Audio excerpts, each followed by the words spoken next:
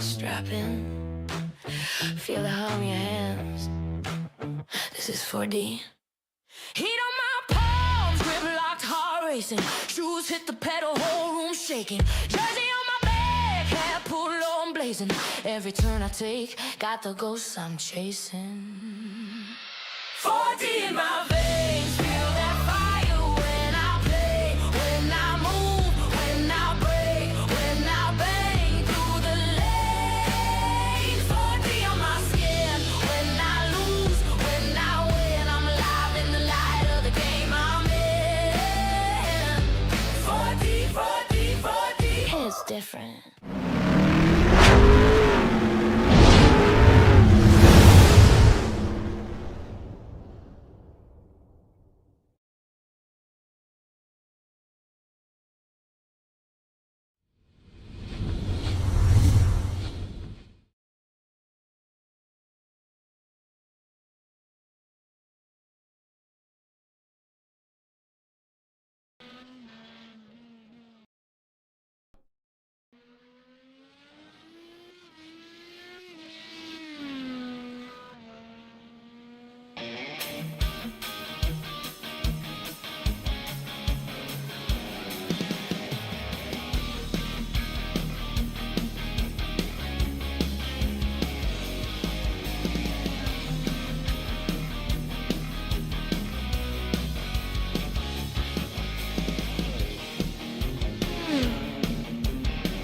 Happy early Father's Day to all the fathers and fellow fathers, brothers in arms out there, especially all you girl dads. You know what I'm talking about. It's NTT IndyCar Race Weekend, and you know what that means. When they race, we race first, and it's time for some top split action in the 2026 IndyCar iRacing Series. Hello again, everyone. I'm Gary Gotso, and welcome to round 10 of the 2026 season for the IIS. On the Saturday Top Split broadcast presented by 4D Racewear as we tackle the National Park of Speed, Road America. As always, joining me in the booth, he's taking a break from soccer. Well, it's still football to him, I guess. I'm still learning, even though I've tried my best to learn the World Cup as best I can. I still don't know what an offsides is, Tony. I don't understand. What is an offsides? Explain it to me, please. I feel like Ted Lasso. But we're taking a break from all of the soccer madness going on right now. We have Sweden and Netherlands playing it. We're thinking that's where most of the European drivers are because this is our lowest strength of field broadcast that we've done this season. Normally we have the highest, but today is not the highest. That was yesterday at 4 with that particular race. So we're getting ready to get into this thing, maybe with a lighter field, but still a very talented field. And joining me as always is Antonio Estrada. Tony, good to be here. Thanks for taking a break from soccer or football, whatever you want to call it. Good to be here at the National Park of Speed.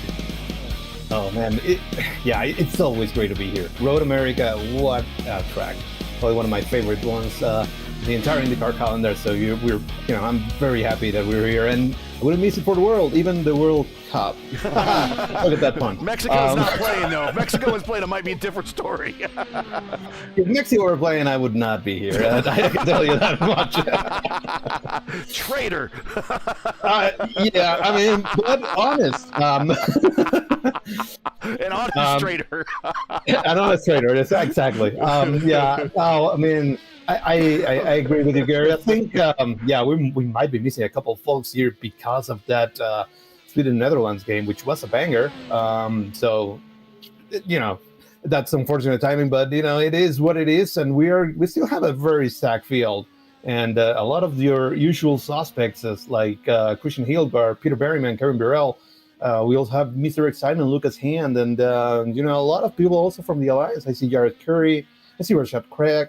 A lot of people that are very, very good drivers on this car.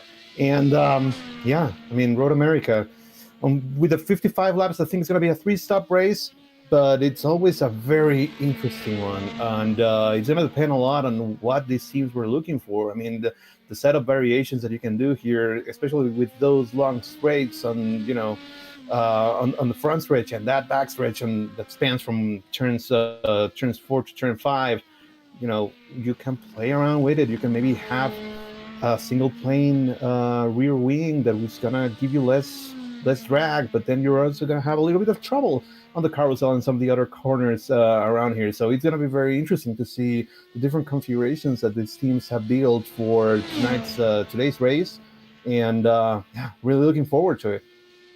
And I'll put the points back on the screen again. Here you go. Kevin Burrell, your points leader right now. And really, Kevin is doing this on the power of 6 wins and 21 starts in 9 weeks, but no broadcasted split wins. Logan Edwards is second. He jumped over Ty Quilla after the Friday race. Logan Edwards, no wins and now 10 starts, but only 39 incidents. And that interesting thing about that is those 39 incidents is the lowest a number of incidents in the entire top 10. And then we have Ty Quilla in third. He has 2 wins and 25 starts, I think, in 10 weeks. But 6 top 10s are keeping him buoyed in the standings. He leads all drivers with the most laps completed when I ran that particular stat. So consistency, consistently finishing with Kevin Burrell, consistently completing laps with Ty Quilla, and consistently driving clean races with Logan Edwards has put them up at the top 3 in the standings right now, as we are just about 7 more races to go after this, but it's setting them up for a very strong finish in this championship.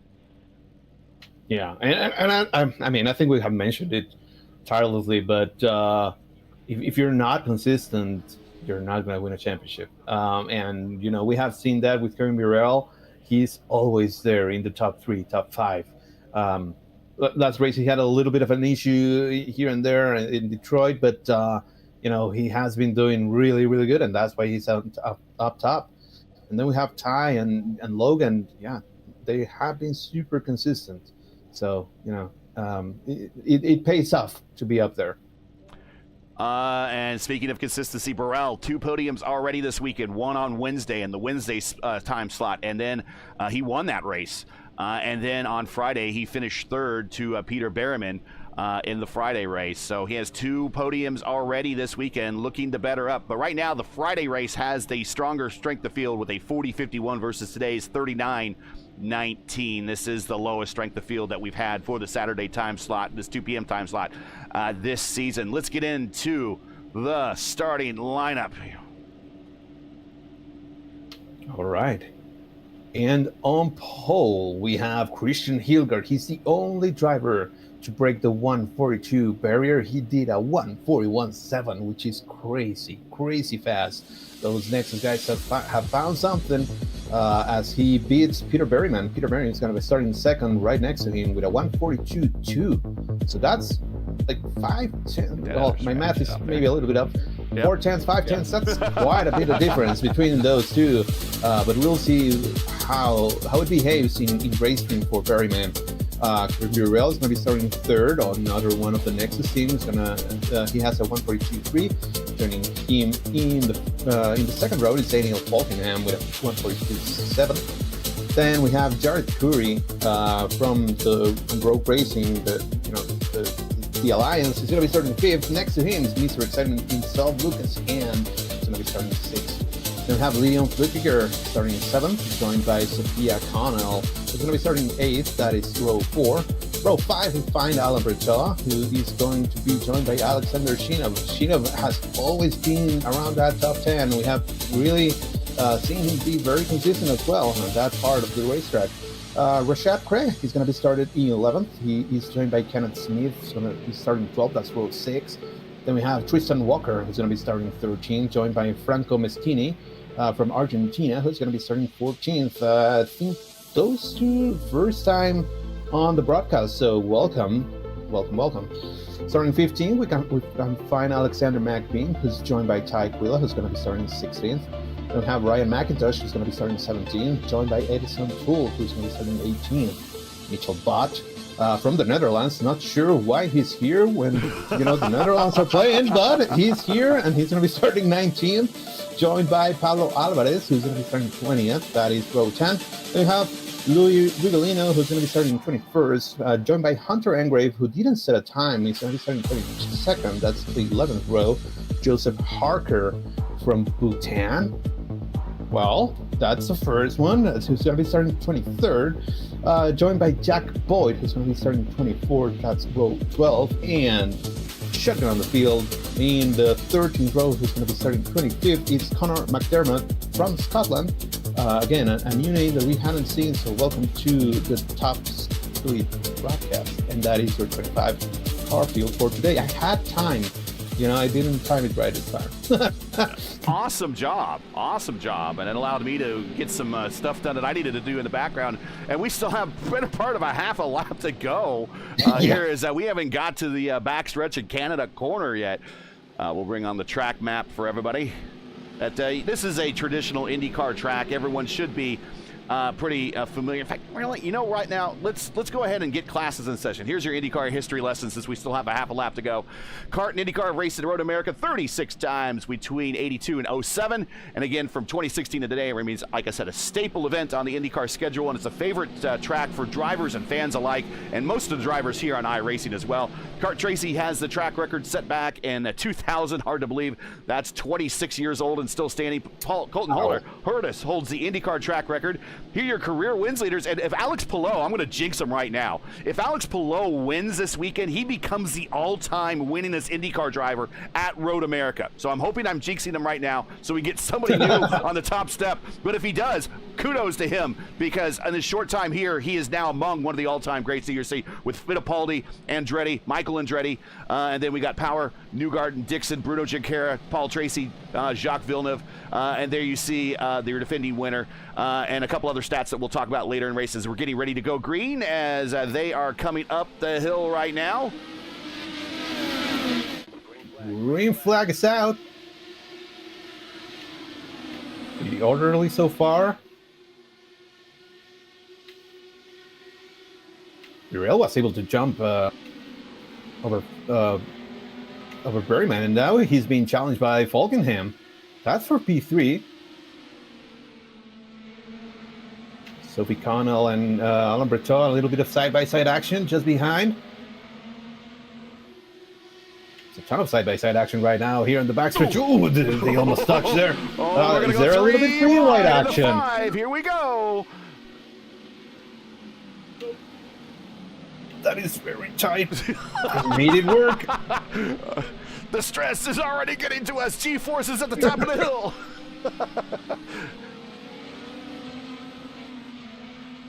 Man, kudos to the drivers. That was hairy. Lap 1. I think everyone is still running. Kenny the Jet Smith, who started in pit road, is the last car on the order, but he's channeling an inner Scott Dixon livery right now in order to make up some spots. But Hilgard currently leads. He and his teammate 1 and 2 as we race down the backstretch for the first time in the Canada corner. It is Hilgard, Burrell, Berryman, Daniel Falkingham, the NASCAR eSports driver from the Coca-Cola Series, and Mr. Excitement, Lucas Hand.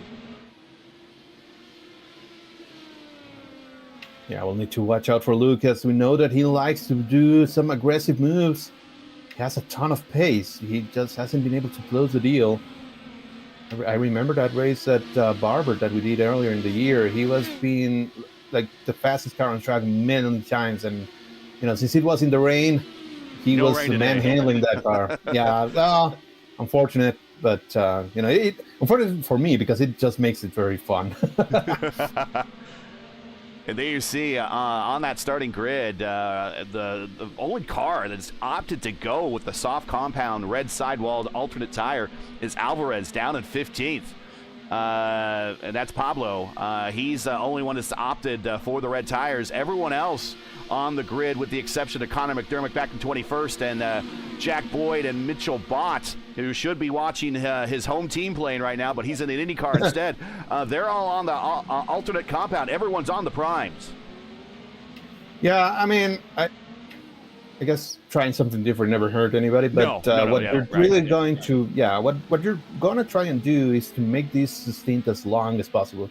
You're probably going to be able to get 14 laps out of it. If somebody's really heavily doing some saving, maybe 15 laps. And then what you're trying to do is go as long as possible so that you can have a shorter stint with the alternate tires to end the race. So you are going to have to do 11 laps maybe on it. So we'll see. We'll see what their plan is. Maybe they want to save him and try and go long on those as well, although the pace will drop from those alternate tires. So that's kind of why we see everybody else on the primaries. But I imagine that somebody will, that is in position to jump somebody from an undercut might try and put the alternate tires earlier. So we'll see. We'll just keep monitoring that. Sophie Connell has kept the position a couple times. Alexander Shinov has tried again, and here he comes again. This is turn 1. He has a great run, and he's able to complete the pass finally. Let's see if Sophie tries and make it back. No. Lutz back in line. Yeah, that was a pass that took a lap and a half.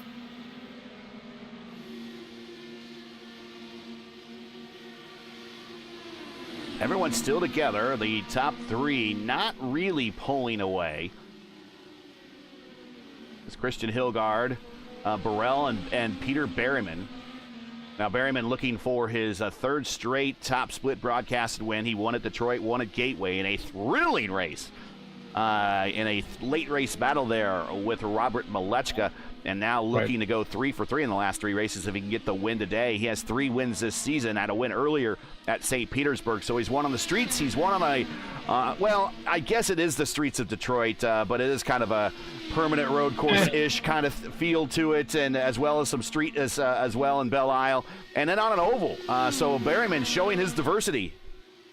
Yeah, for sure. We know that Berryman is a fantastic driver, and right now he holds a purple lap, so he's coming. He was able to close the gap a little bit to Kevin Burrell there, lost a tiny bit after Canada corner, but never count him out, and he's probably here just riding happily, saving a little bit of fuel, making sure to get to his window, because I don't see him like really hammering down right now. Like I don't sense any urgency from him, and we know that he can close the deal on pretty much every single kind of track that the calendar throws at him.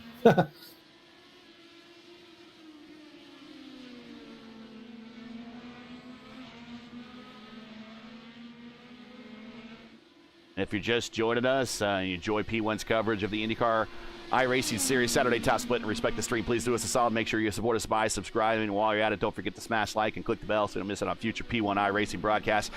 It's going to be another 4 years before we have to worry about the World Cup again. But, hey, if you want to watch the World Cup on one screen and us on another, we certainly would appreciate that. I can tell you right now, Netherlands are leading 4-1 over Sweden. So Seb Alexander and those guys are not going to be very happy right now. And I left when it was 2-0.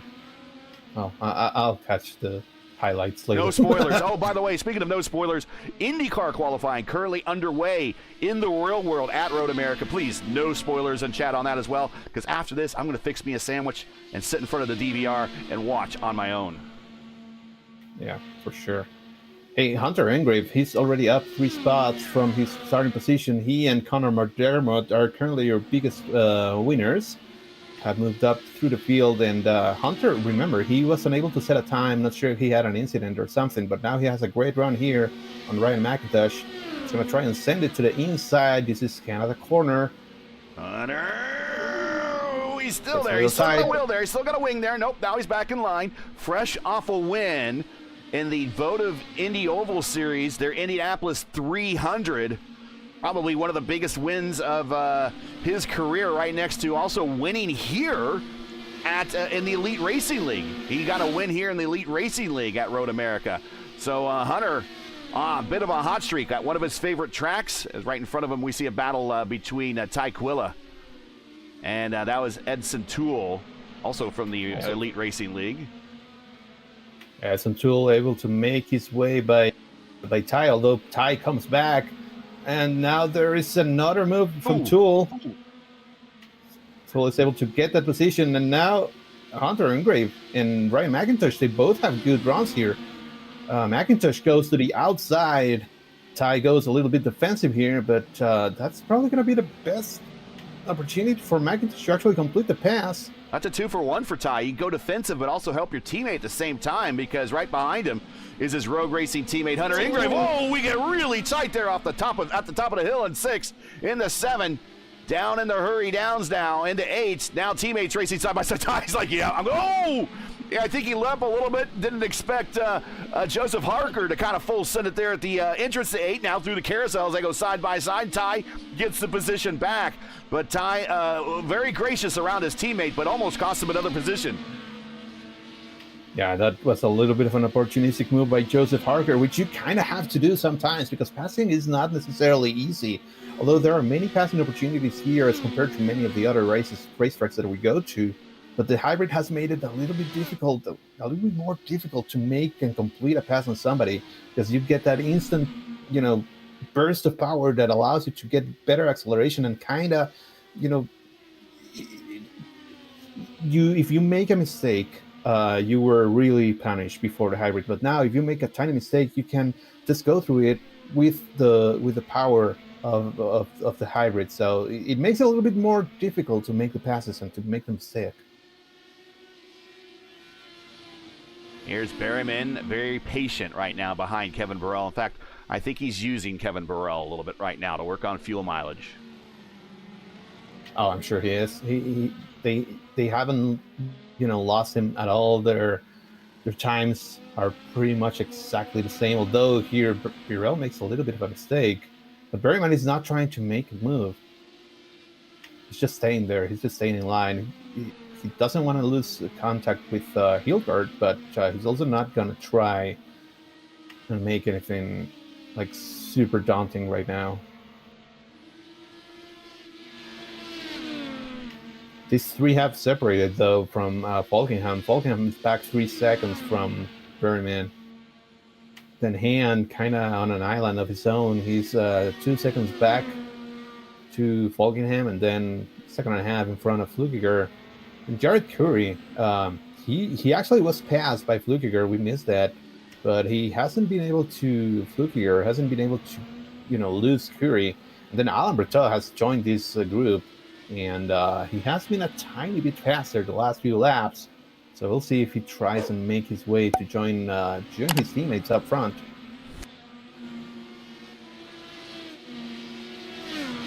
Antonio, are you allowed to ban people in chat? I think JT Smeet needs to be banned.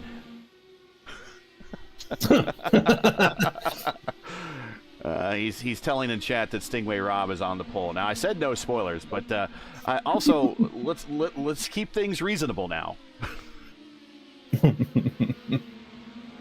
I don't think I have admin powers. Okay, I should be granted. We're gonna have to fix that. We're gonna have to fix that. Hunter Ingrave, Pablo Alvarez battling for position now. Alvarez on those red tires in that Polo livery. So he's trying to channel everything right now into getting a spot on Hunter, but not able quite to get there. And after about 7 or 8 laps, and then we're kind of in that neighborhood right now, those red tires start to give off around this place. Remember, this is a 4-mile long circuit. This is one of the largest circuits in the entire world. It is the largest in North America, I believe. And it's the largest on the IndyCar calendar. So, look at him in the braking. Oh, he got there, and he didn't realize how quickly he was going to get there, and he had to lock it up. Alvarez and Quilla battling for position right behind him. Oh, man, that was so close. But what a good reaction there from Hunter. I don't see any damage to his front wing, so he was able to completely miss that. Now, yeah, he lost like a couple of tenths to McIntosh, but that's heads-up driving. That's being aware of your surroundings, being aware that if you, for whatever reason, end up hitting the guy in front of you, although it's not your fault, you're going to be out of the race. So. Anyways, we're going to say this at 4 miles around this place. I mean, it's almost twice the distance of another size road course on the IndyCar schedule. Most of the IndyCar road courses are 2, 2.5, somewhere there. We have a couple at right around almost less than 2. Long Beach is one of those. I think Laguna Seca is another one. But anyways, again, the laps are so long here that these tires get degraded really quickly. Yeah, especially those alternates. And it's a very fast racetrack as well. As Mitchell Butt is making a move here on Alvarez. He went by Quilla. He went by Harker. He is now going by Alvarez. So moved Mitchell Butt up to P18. Made 3 spots in just a couple of corners. But yeah, it's a very fast racetrack. So of course there's a lot of load that gets put into those stars, and especially the guys that are currently on the alternates. Well, they're going to benefit for it for a while, but since it's a softer compound, it's going to degrade a little bit quicker than what you have with the primary compound. So I would imagine that we are right now reaching that point where those alternate tires are probably not going to be as good as they were. And you can see it with Alvarez. He's unable to take the carousel completely, and he kind of blocks inadvertently. I'm sure that he didn't mean to do that, Ty Quilla. But that's the grip fading away, and now Quilla's going to get a good run here, trying to make a move here on the carousel. He's going side by side, should be able to brake a little bit later, and there he goes. Yeah, that's the tires going away. Behind him, there's also a Hornet that behind him. Smith and Harker, they're trying hard. And Kenny the Jet Smith started from the pits. He's already up to 21st. And Joseph Harker channeling his inner Al Unser Jr. in that Valvoline livery as we see Alvarez and now Kenny the Smith. So battle of Chip Ganassi. Who's the number 1 driver? Chip Ganassi liveries here coming down into turn 1. And it's going to be, well, it might not be like this on Sunday, but today it's Scott Dixon's livery beating Alex Palou with Joseph Harker in that Al Unser Jr. livery. And this has been an awful place for Al Unser Jr. I would pick another livery. The Unsers have had awful luck here at Road America. Oh yeah, no, not a good racer for them. Al, one race, took the white flag, was en route to a victory, and blew his engine going into Canada corner. Oh, and Alvarez with those red tires that are tired red tires now, just can't hold it down low in turn 5. And at the same time, Smith was able to make the move on Ty Quilla, so move him up to 19th after starting from the pits. He has pace. There is also a battle in front of this group with Edison Toole and Ryan McIntosh. They're going side by side, or try to go side by side through the carousel. Now they kind of have settled it out, but McIntosh is really trying hard.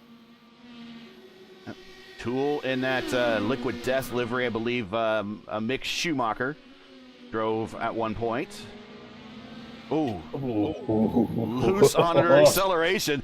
McIntosh is trying to just get a launch off the line. Here he comes in the 14, not in the ideal position, but he's going to take an eye over under and try to get a good exit, and he's got a good run up the hill.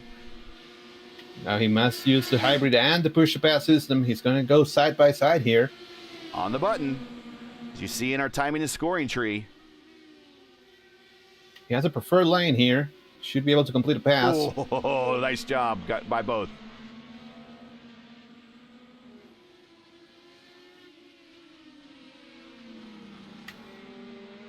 Yeah, that was very clean. Very clean for both of them. And now that's bringing Toole back to Hunter Engrave. Remember, he had that lock up. Yep. I think McIntosh is driving an RLL livery as well. I see with that Toole rental sponsorship on the back. I believe that is what RLL has as one of their corporate sponsors across all their liveries. So battle of the RLL liveries here between McIntosh and Toole. Any real life liveries here. At least we don't have any Formula One liveries out there. That's what I like. Or the Larson livery. Oh, no NASCAR liveries, yes.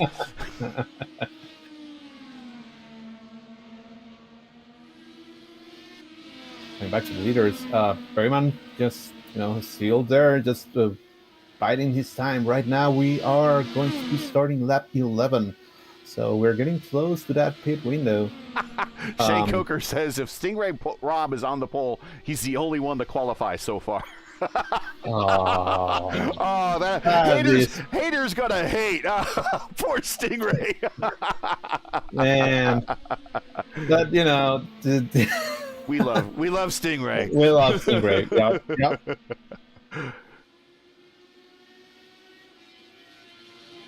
He also seems like such a cool dude. I briefly saw him. I didn't meet him, but I saw him at the Indy 500. Like I think it was last year. Last year's, yeah.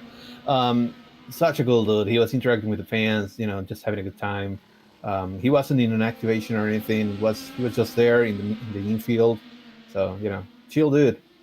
Happy to have him in the series. So he's been working with another YouTuber I follow. You should check him out. He does after every IndyCar race, and this needs to go viral, and I think a lot of people have seen it, but if you have not seen it, he does comedy reviews after each and every IndyCar race. He also does them after Formula One, and that's kind of what he's known for. But FP1 Will, that's the name of his channel, FP1 Will.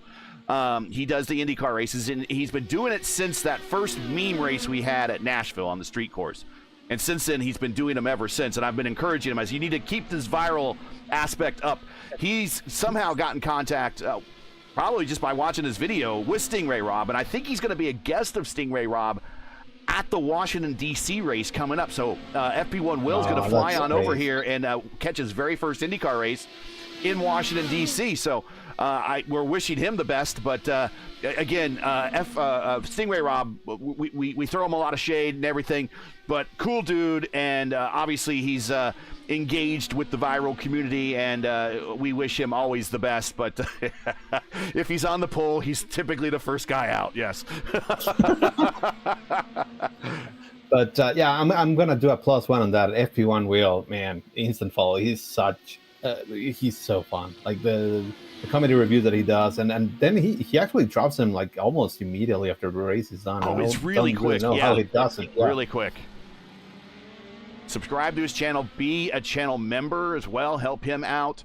He's also on Patreon. Check him out. But I'm a huge fan. I told him he doesn't have iRacing. He and I talked. I said, dude, if I could ever get you into booth for one of our races, that would be awesome just to have him with his comedies. Now, he can't say the language what he says. he can't say what Will Power mouthed in the pits a couple weeks ago. Yeah. He can't say that. But we would love to have him, and again, everything he does for the sports as a fan of this sport, very gracious that he's decided to not only to do what he does for Formula One, but do it for IndyCar as well. IndyCar is often the redheaded stepchild of the racing community, open wheel, especially everyone thinks Formula One being the best, but he gives it the same attention and love as he does Formula One. I want to thank FP1 Will. He's not listening, but if he does, we love him. Yeah, we do. And, we can probably make something happen. Maybe a recorded race or some sort. We can try and be creative about it. It would be great to have him in the booth. I don't think probably he has would be an iRacing. R-rated one. No, I know, but we could probably try and make something happen. Either we stream it to him, or we do a recorded version, and then we do a kind of like a live recording of that recorded version. I don't know. I'm just thinking out loud here, but that would be fun. Yeah, we're technical guys. That's how we kind of our brains work. We just start thinking out loud. Watch this bit of a train here behind Leon Fluginger. Then we got Mr. Excitement, Lucas Hand, Jared Curry, Alan Berteau. That's a bit of a train. Kind of what we saw in the back of the pack with Smith, Bott, Harker, Tyquilla, Edson Toole, and Ingrave. Kind of a little bit now we're getting a bit of a train up at the front, and we're very quickly also, folks, very quickly. I mean, in fact, we are at the window now that we might see some of these drivers dip down pit road. You can only do about 13, 14 laps, 15 if you do extreme saving before you have to come to pit road around it. That number is kind of fixed, and that number really hasn't changed much with these cars. Yeah, for sure. I would imagine that the leaders are going to be able to squeeze another lap. I don't think they're going full push right now. They must be saving. Not sure about Hilgard, though, since he has been cutting and being on clean air for the entire time. But yeah, this group, Lucas Hand, I think his tires are shot now. He had a second and a half on Flukiger. Flukiger was able to go by him, and now he's kind of falling a little bit down towards Jared Curry's class. So we'll see. And there you saw the pit strategies. We don't think anyone's going to be able to pull off a two-stopper. I mean, that's 18 laps. That's huge. That is a Scott Dixon at the height of his powers type fuel save. I mean, yeah, if Dixon were here, I would not put it out of the realm of the possibility because he's just that good at saving fuel. But I don't think it's possible.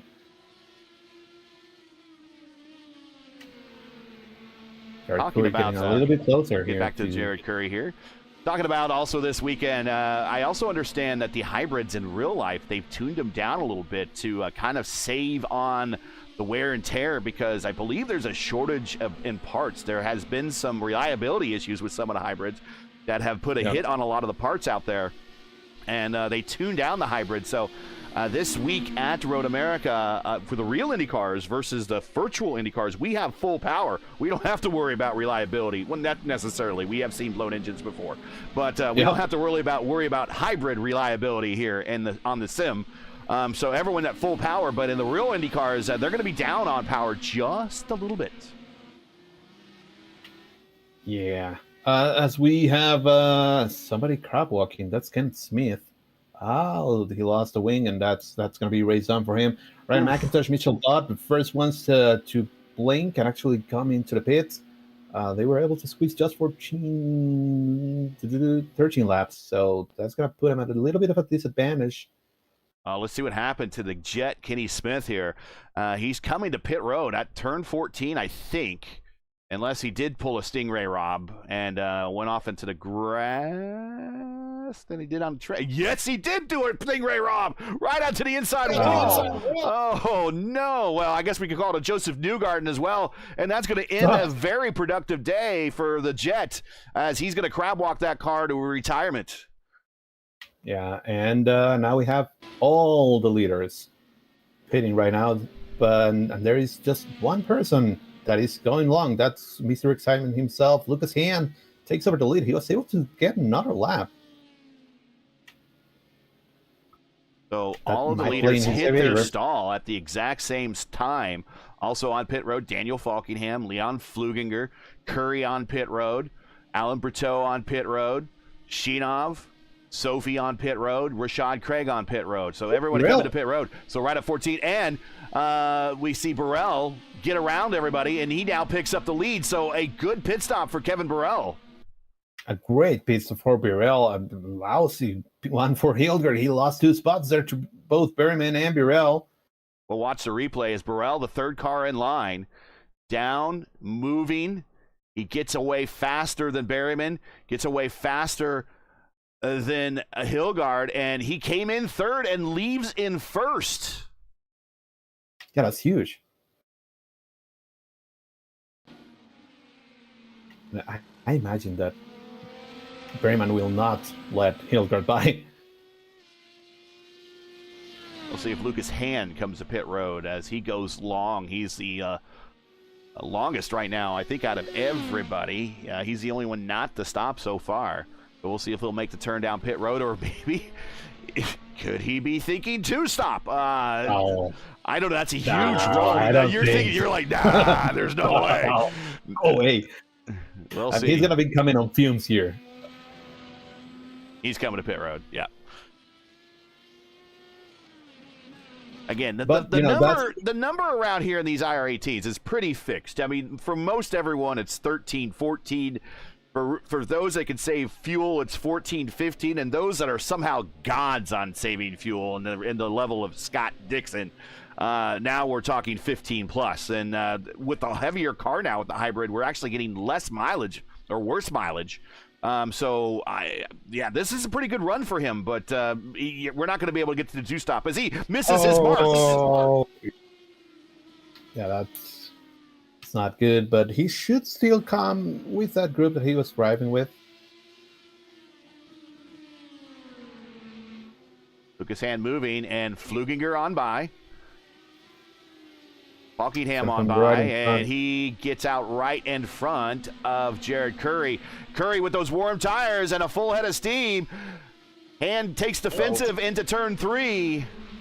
Curry's going to take another stab at him down into through the little kink, which they call turn 4. Yeah, and going defensive because Hand is. But there's an advantage in having warm tires here. Curry's going to go the long way around. Oh, he holds it, but he's going to get pushed into the kitty litter. Up the hill, blind at 6. And again, defensive for Hand. And now we turn into 7, down in the hurry downs.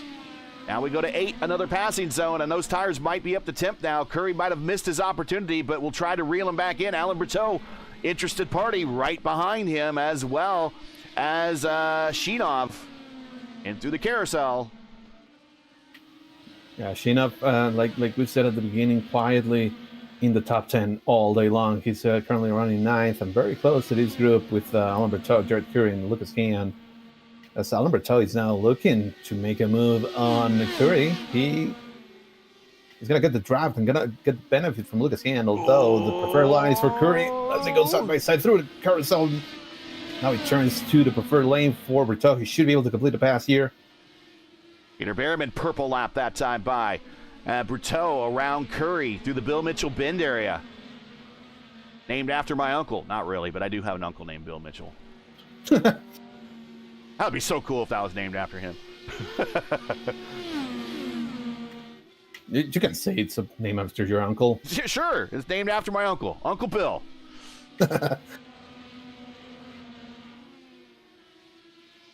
Berryman with that purple lap all over the back end of Kevin Burrell. Yeah, they're putting a tiny bit of distance between themselves and Hilgard. Up to 6/10. They're all close together like a little train. Now there's 3 car lengths between them, maybe? Yeah, not only, I mean, right at a second between the 3 and from nose to tail. That's how close they are. A lot of debris through the carousel there. A lot of debris. Now they run down into the kink, which really should be named after Catherine Legg once Catherine Legg retires from racing. Yeah. Man, that was a while here. She survived a hell of a wreck there back in the kart days.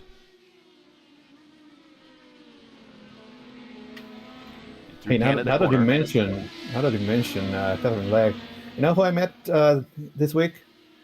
Beth Catherine Paretta. Legg. No, Beth Paretta. Oh yeah.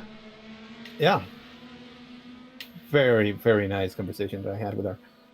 She's now heading the Formula E team for Citroen. Awesome. You rubbing elbows with the high rollers in the racing community. Yeah. Well, yeah. Well, I mean, yeah, work kind of took me there, but yeah, that was very interesting. The leaders have opted to stay on the hard compounds when they came to pit road, so they will switch to the primes for their final stop. Yeah, pretty much everybody. The only ones that actually switched to those alternates were Mitchell Bott, who's currently running 17th, Ty Quilla, and Pablo Alvarez. Those are the guys that are currently using the alts. There's Mitchell Bott with the red sidewall tires on. Ty Quilla on the button with the red sidewall tires. So getting those red tires out of the way. And Pablo Alvarez went to the red tires for a second stint. Now, you don't have to do, in real IndyCar racing, I believe that's still a rule now. You have to run the reds for 2 stints. That rule has not been coded into iRacing. Oh, Alan Berteau, who went wide? Yeah, Alan Berteau went wide. Turn 8, and that made Jared Curry and Alexander Sheenov go by. Now Sheenov has a little bit of a bubble. Oh, that was very dangerous. Let's see what happened here as it goes wide. There's a generous runoff area here. Not as much as the runoff that they've allowed now in the reconfigure of the little bit of the reconfigure of the course. Yeah, he just misses the apex in the 5, or excuse me, in the 8. Goes wide into the kitty litter. And that allows Jared to attack and go around on the outside. Hey, Berryman is getting closer. I'm not sure he wants to pass Burrell. Burrell might want him to pass. He might also say, okay, I got some laps led. Go ahead and pass me, man. I dare you. Like, he gets a good run here, but he's not... Yeah, he doesn't want to lead, Berryman. But that has also brought Christian Hildart back into the fray. Looking at chat, says, so you have to have a good I rating to be in this race. So this is the top split. So everyone in this top split, of everyone who registered in this race, have, and I think there was something in the neighborhood of like almost 100 drivers, 97 drivers, 98 drivers, somewhere in there registered for this race. Of those 98, these are the highest 25 drivers in I rating of those 98. So basically your top 25%. And what iRacing does is it kind of separates or puts you against people that are of like I rating that you have. So if you have a low I rating, you'll be in a lower split. If you have a good I rating, you'll be in a higher split. And they kind of evenly separate those groups out. So there's an even spread across all events for that particular time session, if I'm making any sense. So there is a second split race and a third split race, and I believe a fourth split race going on right now. You can go watch those races. I don't want you to. If you have iRacing, you can go watch them, and you can be a spectator. But I want you to stay here for this one. But you can view those races as well, and they are all going concurrently. But we're only watching the top split race right here. Yeah, you would typically need around 3,000, maybe 3,500 I rating to make this split. Yeah. Although today, because we have a couple of folks missing, looking right now, lowest car is Jack Boyd. No. Connor McDermott, 2768. So just shy of a 3K, and there is Connor. And I spoke too soon. He's in a Formula One livery. Oh. But right behind him, we have Franco sporting the national jersey of Argentina, the defending World Cup champions. And I think Canapino drove that livery before. It did. In the Indy 500, I believe. Indy 500. Yeah. Yep. Mitchell Butt went around, lost the spot, didn't hit anything, coming off of turn 14. Joseph Harker moves up one spot. See what happened, and Parker gets around him, but does he do what? No, this is under acceleration. He was clearly around the corner, not going wide like we saw with Newgarden and Stingray Robb, and he keeps it off the inside barrier, so unfortunately just loses track position, but no harm to the car. Yeah, no harm to the car, but those stars are not going to be happy. Not very happy, no. And especially because he's on the alternate, so they are going to be extra unhappy. Today's coverage is sponsored by 4D Racewear. Check out their line of made-for-sim racing gloves, shoes, and apparel. Visit them today at 4dracewear.com or click on the link in today's stream description. They've been a huge supporter of the IIS, our IIS coverage all season long, so be sure to check them out. They will be at the Sim Gaming Expo in September as well, so check them out when they are at the Sim Gaming Expo. But if you need a pair of gloves, if you race in socks, you got to do something better than that. You got to race in a nice pair of shoes. You can check those out from 4D Racewear as well. Yeah, you definitely should. Also get a nice pair of gloves while you're at it. You don't want to damage your wheel rim. Oh yeah, you spend all these money on these nice rear wheel rims. And you don't want to, they got nice wrapping on them or whatever for the grips. You don't want to gum that up with your palm sweat. Yeah, exactly. Yuck. Yeah, exactly. Ew. Ty Quilla spitting in. Not sure that's a totally off sequence. Not sure what happened. Oh, turn 14 strikes again. Oh, he went a little bit wide. Goes around. Unfortunately, hits the tire barrier. I think that's gonna be day down for him. I see damage to the right front tire. I think probably have a bent suspension because the tire is a little bit cambered in. Lost the wing. That's whatever, but he tows, so that's also gonna be a ton of time lost. And I think that's gonna be day down. That's gonna be that geometry of that right front corner is gonna be a little off. So they'll get some extended repairs on pit road. It is still Burrell, Berryman, and Hilgard. They're class of the field right now.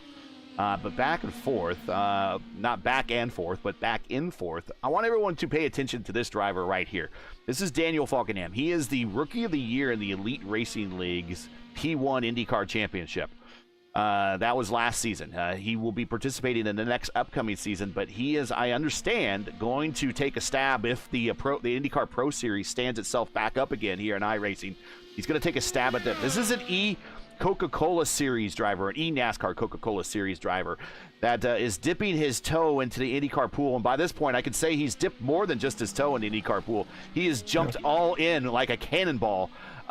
Expect to see him as he learns his car more and more and gets more and more acquainted with everything, to see him at the top of the standings. Now, right now, he's in fourth, and he's all by himself in a class by himself on the racetrack because the top three have pulled away, and he has put a big separation between himself and fifth. But this is a driver we want to pay attention to in the community, is Daniel Falkenham, because he is that Falking good. Oh, that's a great pun.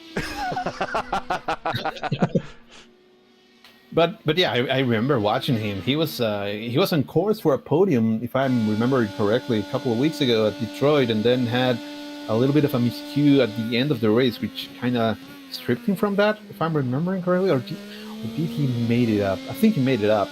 But yeah, he has been very fast, and right now he's doing a fantastic job. Being kind of on his own. He's around 8 seconds behind the leaders, but these leaders, they are monsters in this car. Rashad Craig is getting a move done here on Sophie Connell, kind of the corner. Oh, sends it, gets it complete. Move Rashad up to P10. There he is, getting a run in the Canada corner. The legend of Canada corner. How was it named? Is that true or not?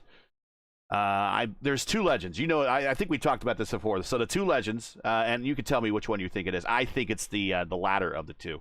Legend 1 is the closest corner on the track to Canada, geographically. That's right. A bit of a stretch. Right. Okay. Yeah. Legend 2, among the first race weekends ever here in Road America, going back to when it first opened.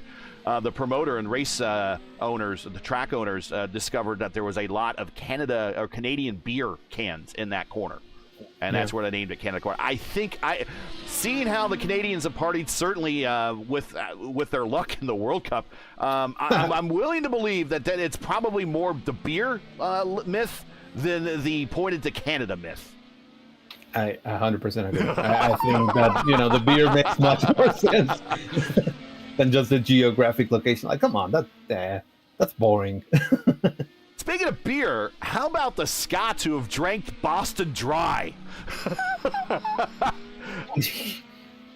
I imagine that they're probably gonna be in a shortage now. No, supposedly the Samuel Adams Brewery and Bottler is, of course, from that area. They've reported that there has been more beer consumed and sold during that time frame than normal. That makes sense anyways. I mean, you're going to have more people there, but the Scots are there, and the Scots have embraced the... Okay, I'll also say this too. For the average American, I don't think the average American can tell the difference between someone from Ireland and someone from Scotland. It sounds the same to them, and it's from the same general part of the world, and they all think it's the same. Two completely different areas, folks. Two completely different areas. But Boston's known for the Irish, obviously. The Scots and the Irish getting together, oh my God. And they have just embraced the American culture. They took over a Boston Red Sox game and made it sound like I almost said hockey. Almost, they made it sound like a soccer match. Oh, you should call it football if you're talking about the Scots, because otherwise you're not going to have happy Scots with you.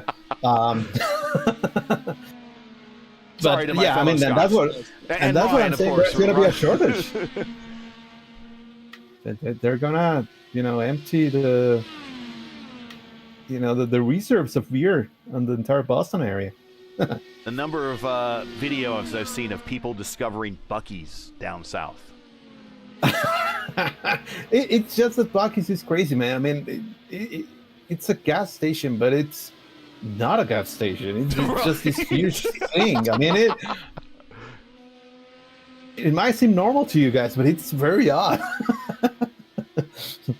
We don't have any. I'm waiting for our first Buc-ee's to hit the Indianapolis area. I think the closest Buc-ee's to us might be down in Kentucky somewhere, as we're watching Hilgard getting closer to Berryman. But again, I think Hilgard might also be pacing himself right now. He led the entire first stint, though he wasn't getting the best mileage. Maybe he can improve it this time by riding back in third. But the closest we have to a Buc-ee's here in Indiana would be like a Wawa or a Get-Go or something like that. Then we just have your regular truck stops at that point. So I'm waiting to see if we'll get eventually blessed by a Buc-ee's here. So I'm jealous of all those that have a Buc-ee's and that their first time. I mean, I'm from the United States and I've never been to a Buc-ee's. So you got people coming from Europe seeing a Buc-ee's for the first time. The other thing I love seeing is people, and especially in Kansas City where the Kansas City games are going on, eating Kansas City barbecue or Texas barbecue down in Arlington for the very first time.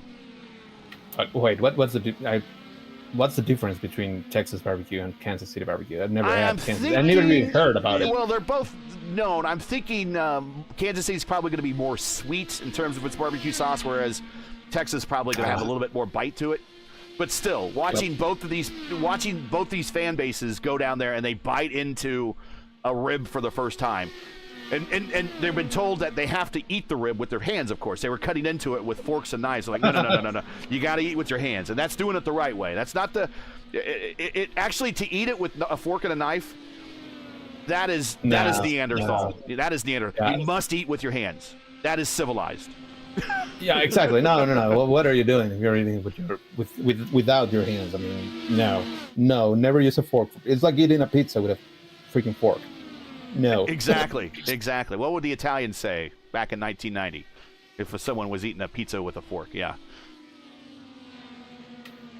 They would not be happy They would at all. deport you, I think. They would kick you out, I'm sure. Yeah. At least they would shout at you or something. I mean, the Italians are loud. They give you that hand motion. You know what I'm talking about? With the fingers pinched yeah. and they're shaking Of their course. hands. Yeah. The classic Italian thing. I'm just doing it right now. You cannot see me, but You can't see me either, but I'm doing it right now. You ever the thing with you take your hand and you wipe your chin underneath your chin? all right. But that's more French. That's more French. Okay. That's French. All right. See, again, American, just running. It's a run-on sentence in Europe, right? So.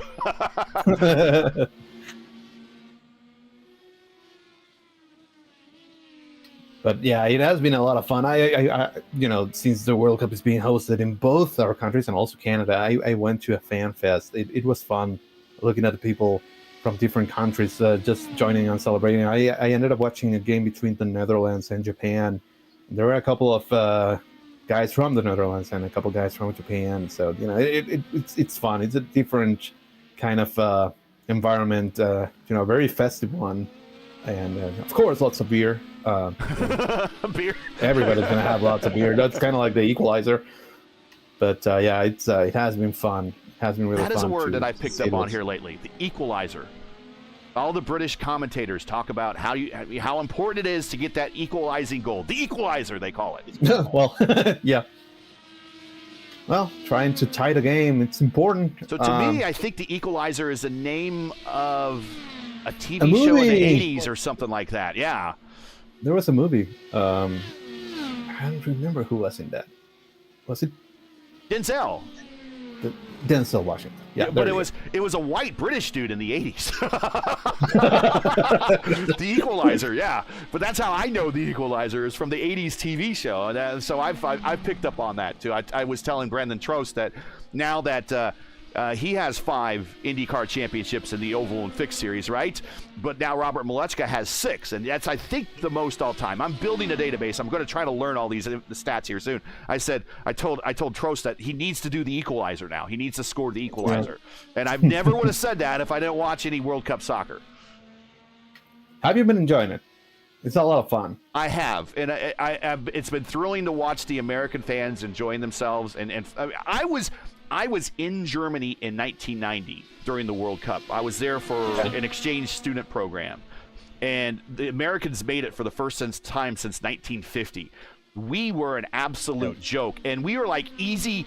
It's like, you know, when your favorite NFL team, you get the schedule and you're like, well, that's a win, that's a win, that's a win. Oh, there's a loss right there. Yeah. Whenever they saw us on the schedule, easy dub, easy. We were like the Tampa Bay Buccaneers of the 70s and 80s, right? We were that bad. And I remember watching them, and everyone just tearing into it, because I'm sitting there in Germany. They won that year, and they were just tearing into it. Your team sucks. Your team's horrible. I don't know what to say. I'm lucky. I guess we were lucky we were even there, considering the soccer infrastructure that we had in the country at the time. Now we have the infrastructure. We have the MLS.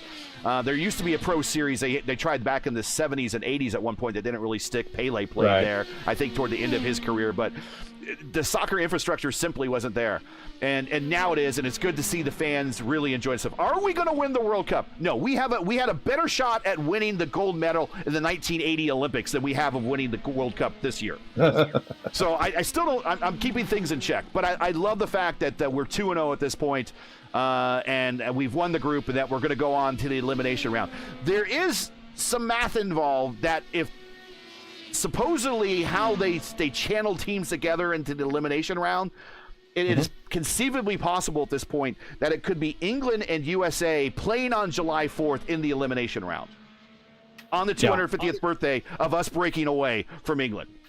That would be like poetic, man. I mean, I'm gonna say here right now, if I have to go to Kalshi, I'm putting money on England to get one back that day. I don't have faith in the U.S. to beat the English on July 4th, but we'll see if that's the case.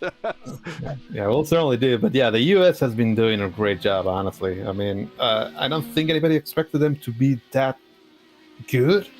Like they look like a really solid team. I couldn't be happier. I mean, I see the fans having a blast, enjoying themselves a lot. And there's been, Christian Hildgaard loses the car a tiny bit. He's lucky that little access road was there.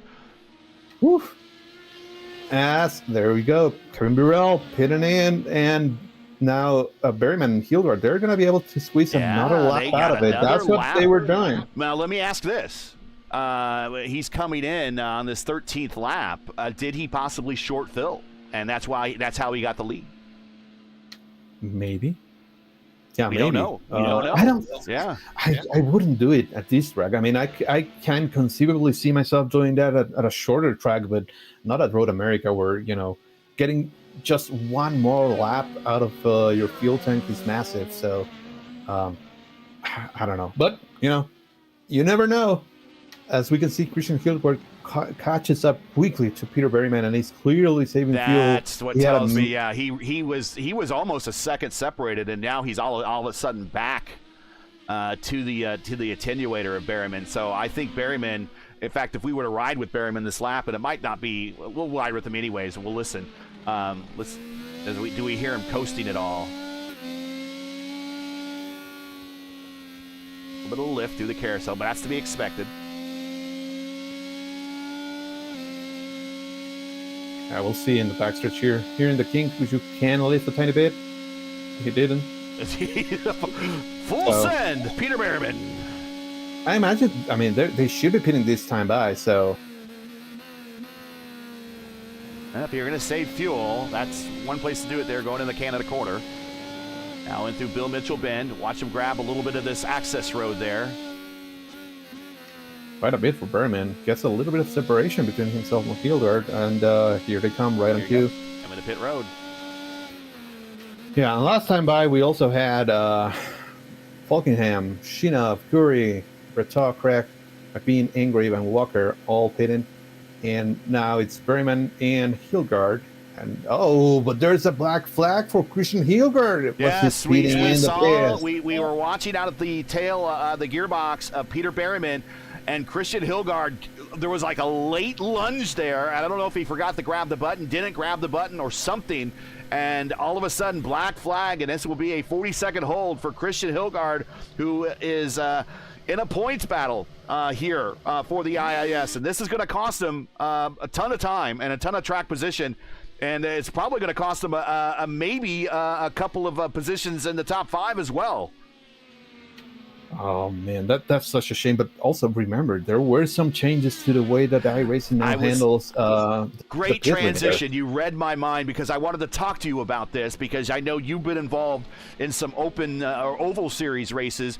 Coming to pit road is now different in these cars. You used to be able to, I don't want to say cheat the system, but exploit the system a little bit. Let's call it exploit the system, where you would come down pit road, you would be on the rev limiter, but you could shift gears between first and second, and it would give your car just a little bit of a boost. And you could get up to like in Indianapolis, like 61 miles an hour, right? But you weren't be caught for speeding. And a lot of people were kind of goosing the system at that point. And now, supposedly, the latest update and the rules and the way this car performs, that's no longer possible. Yeah, no, we all did it. We all gamed the system a little bit because, it was allowed. And you could eke out a mile per hour here, another mile per hour there. In many cases, you didn't even use the pit limiter because it was even better just to stay a tiny bit in front or a little bit over that pit limiter speed. And if for whatever reason somebody or Berryman forgot a little bit about it, I can easily see that catching. And I'm sorry, Hildegard doing it. I can see him catching that. It happened to me at the Atlanta race, the season opener for the Fix Series. I messed up because of that. We need to get used to the new rules. Now they are measuring up to the decimal points on the speed limit. And if you go over them, that's it, you're busted. And so you need to grab a gear and just sustain that gear. Because if you are switching between them, if you're doing something else that's a little bit different, you are probably going to go over the speed limit. You need to know which gear is the one that is going to be able to coast or to, get you through the entire pit lane without going over that pit limit. So, yeah, that probably played a hand in here. Okay, working on a bit of a story here that I've just noticed. And thanks for explaining that, by the way. And again, to quote a NASCAR driver, if you're not cheating, you're not trying. So, yeah.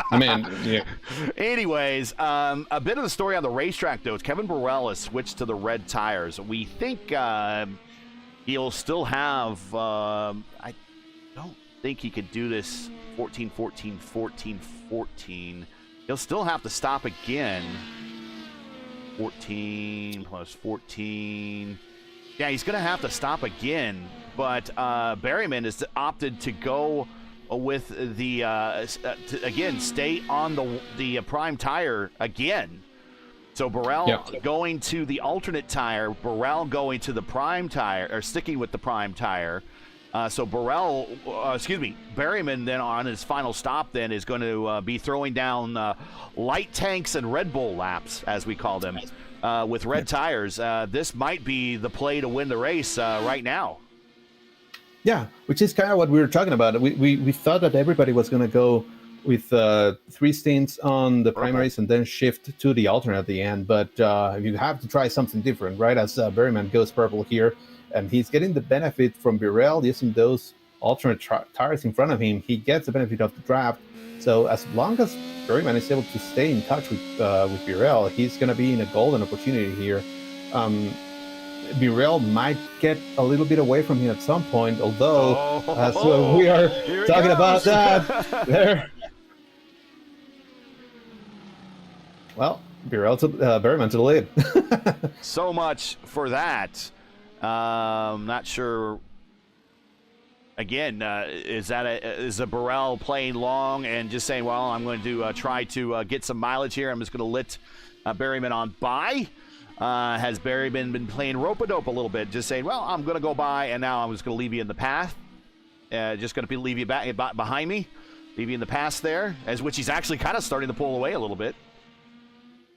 Yeah, he definitely is. I mean, unless, Burrell wanted to get his alternate stint done because he's not, his preferred one, although that would probably have been the stint to start the race on. So I'm not sure. Maybe he just had a little bit of a hiccup because he was pulling away from Berryman. Try to go back and understand what happened. So if we take 55 minus 14, and about that's what Burrell has been doing. That's 41. It's possible that Burrell might just get to lap 41, pit early to get off those things, and do that instead of waiting at the end of the stint when those tires are well spent. As soon as the tires are spent, get off them, make it the shortest stint possible, and then get back on the preferred tire. Right. If it's as much a penalty as we're kind of seeing it is, it's not a bad idea. Like you said, go use it right now and end the race on the preferred tire. That's with 14 to go that he would, I would kind of be forecasting a pit stop in that area. We're at 23 to go right now. And if you're just joining us, you're watching coverage of round 10 of 17 of the IndyCar iRacing Series Saturday Top Split presented by 40 Racewear, coming to you from Road America. We've now completed, though, we got 23 laps to go, so we're really clicking these things off. 55 laps scheduled today. That's what they'll turn tomorrow when they take the green flag for real in the NTT IndyCar Series. If you enjoyed today's coverage, like to monetarily support our commentary team, make sure to donate via our GoFundMe link. It is in the description. Also, it is pinned in chat. We would appreciate it. Also, today's coverage brought to you by 40 Racewear. Check out their made for sim racing lineup, made for sim racing gloves, shoes, and apparel. Visit them today at 40racewear.com or click on the link in the description. Lucas Hand was able to make his way by Leon Flukiger. Flukiger had went by him, but Hand never left him, never let him get away, and was able to get the move done. And now that's also bringing Alexander Shinov to the party. He's very close to Leon Flukiger. And he was making a run at him in the 5, and he was like, am I going to pull out? Am I not going to pull out? And he just kind of was working the wheel, and then all of a sudden, okay, no more pump fakes. I'm going to go ahead and pull out and pass. Very tidy, and also starting to put some distance between himself and Flukiger. And speeding Christian penalty Hillsard. I was getting ready to go transfer to him. We'll go through the field after we're done with Christian, but you're right. That speeding penalty, it cost him all the way down to 9th position. Yeah, and he's very fast. He's almost a second faster than the guys in front of him, so he should be able to catch them and pass a couple of them. But I don't think he's going to be able to make his way up to the top 3 positions that he was in.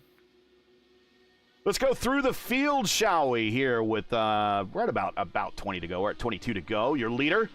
I'll let you take us through the field, Antonio. Go ahead.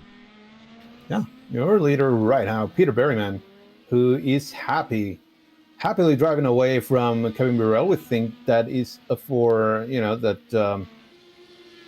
that currently Berryman is on the preferred primary tire, and Burrell is looking to end the race in that preferred primary tire. There is a 2.7 second distance between Berryman and Burrell. Burrell currently running P2. Then we have Daniel Falkingham. Great race for him. He is currently running 3rd. He's 12 seconds behind Burrell, but he's kind of on an island of his own, as he has 12 seconds himself over Lucas Hand, who is currently running 4th. Then behind him is Alexander Shinov, who was able to make that move stick on Leon Flukiger, who is right on his tail, currently running 6th. Berto currently in 7th place. He is kind of a little bit on his own. He has Jared Curry close, but they have not been able to separate from each other for the entire race. Berto had that small incident on turn 8 where he went wide, and that kind of lost him contact with the group in front, but he's currently 7th, Curry 8th. Christian Hillgard currently running 9th. He has closed up the distance to Curry last time by. As he goes a little bit too aggressive there on exit of 14. He was 12 seconds behind. Now he's 9.5 seconds, maybe 10 seconds behind Curry. Currently running 9th. Then we have Rashad Craig. Rashad is running 10th. Kind of on his own. That happens with Road America, with being such a long track, especially with no cautions. It gets a little bit spread out, but currently running 10th. Good race for him. Sophie Connell consistently running in the top 15 all day long, currently running 11th. Hunter Engrave, currently our biggest mover. He's up 10 spots from his starting position, currently running 12th. He has around 8 seconds to go until he catches Sophie Connell. Might be able to do it because he has been faster, like 3/10 per lap. So the math does suggest that he will be able to catch. We'll see if he can pass. Then we have Alexander McBean running 13th, and right behind him is Ryan McIntosh, who is currently running 14th. Very close to him, around half a second, and it gets a tiny bit of a look there in turn 5. Not close enough yet. But, McIntosh up 3 spots. Tristan Walker currently running 15th. Then we have Joseph Harker, who has also made his way through the field, up 7 spots to 16th. Edison Toole is running 17th. Mitchell Bott has had a tumultuous day. Had a spin, didn't hit anything, but right now currently running 18th. Franco Meschini, the Argentinian, running in the 19th position. And we have Louis Rivellino running 20th. Oh, and Connor McDermott also running 21st. And that's it. All that's running, well, yeah. And then we got Pablo Alvarez. Pablo Alvarez is classified in 22nd, Ty Quilla in 23rd, Kenny Smith in 24th, and Jack Boyd, last car out of this 25-car field in 25th. Yeah, and Shinov, he has been making moves and getting closer to Lucas Hand.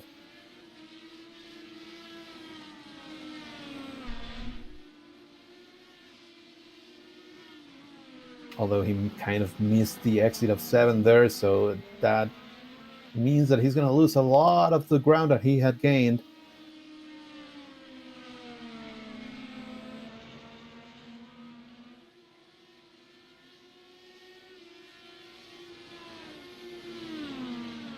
The distance right now between Berryman and Birel, that has grown. Remember, we started through the field and there were 2.5 seconds between them. Well, make that 6 seconds yeah. right now. 146.5 for Birel on those alternate tires. 145. So that's a 1.5 quicker per lap for Berryman right now. In the preferred tire, the primaries. And remember, Berryman will need to go to those alternates for the end of the race, although he's going to try and go as long as possible on this primary tire so that he doesn't get a big of a penalty by running those alternate tires. But I imagine that Birel is trying to just get to 14 laps to go and put the primes and start the march to try and get the win. Yeah, Shinov has a good run here. Let's go back to Shinov. Here he is, running down underneath the pedestrian bridge there. Actually counts as a corner. So this is turn 5. At the top of the hill is turn 4. So that little kink in the middle of that straightaway, they counted as turn 4. Now at the top of the hill, very blind left-hander. One of the more difficult corners on this racetrack. For me, it's the most difficult corner on the racetrack because you go up the hill and there's the corner. You just don't see it. You got to plan it's there. You got to hope it's there. You got to trust it's there. And then you got to hit your marks and hit the apex. Otherwise, you miss it. You're off into a very short runoff area and into a retaining barrier. Yeah, there is a kitty litter, but it's not very wide. So if you miss it and you do go wide, you're probably going to end up in the wall. Done that. Yeah, right there. I've done it too. Yeah, this is one of the few tracks where I have won an IndyCar race with.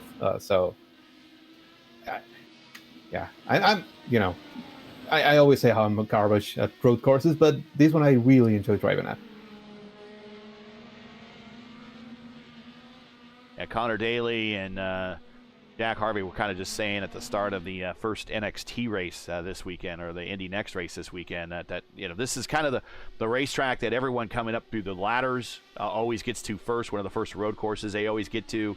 Everyone knows it so well. It's a favorite of everyone. It's fast, it's flowing, has technical aspects, but also allows you to rest on some parts of the racetrack as well. And it's a staple on the IndyCar calendar. It's like there are certain tracks that you expect to see on the IndyCar calendar every single year. Of course, Indianapolis. We should be seeing Milwaukee and Phoenix every year as well. Long Beach, Mid-Ohio as one of those, and then Road America. It just wouldn't be an IndyCar's calendar if it wasn't on the schedule. 100%. Yeah. I would actually put it Road America above quite a few of those. Maybe if I were to rank them, of course Indianapolis, then probably Long Beach, and for me after that I would put Road America. It's that important.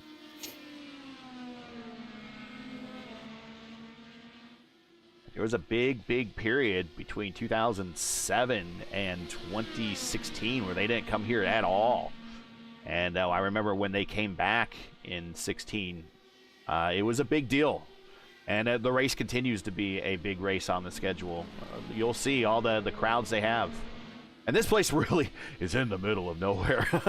It's not the easiest place to get to. So if you're you're committing yourself really. When you go to Road America, you are committing yourself to going to. There's no one of those things. Well, I want to do this and that when I go to go out. No, you are committing yourself to racing only. There's not much else to do. If there's some golf, there's go out on Lake Michigan and do some stuff. Shinov is able to complete around hand, in the one.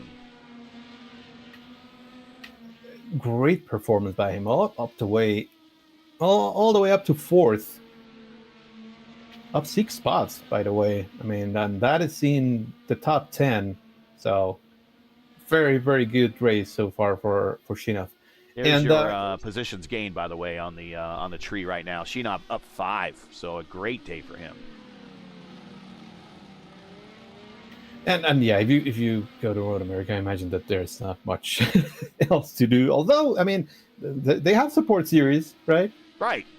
They got, I believe, U.S. Formula Ford is. Sorry, I know it's not U.S. Formula Ford, but USF 2000 is there as well. Right. The Road of Indy, the ladder. Oh, off the road, Shinov. Hold on to it, and a hand and back around, and the entrance into the carousel. Man, that sucks. Just when you now have clean air, and now the braking marker changes a little bit,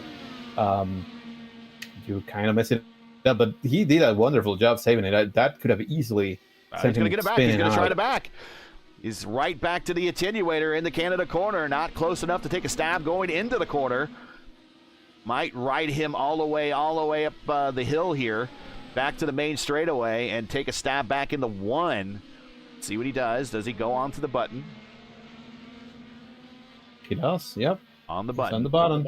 And it'll give you a button report here. Here's your push to pass remaining. Shinov 109 seconds, hand 135. Not using the button.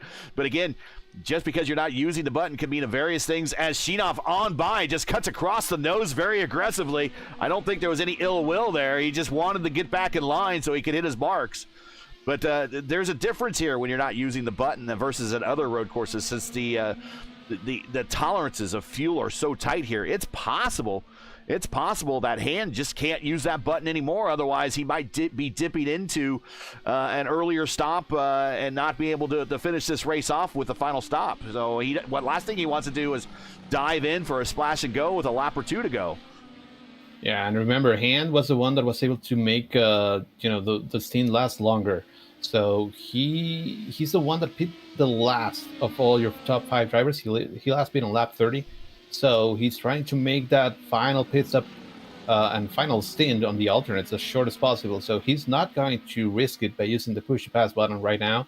He's happy with, and I think he's going to be actually even more happy to have Shinov around him, because now he's going to be able to save a little bit of fuel during that entire thing.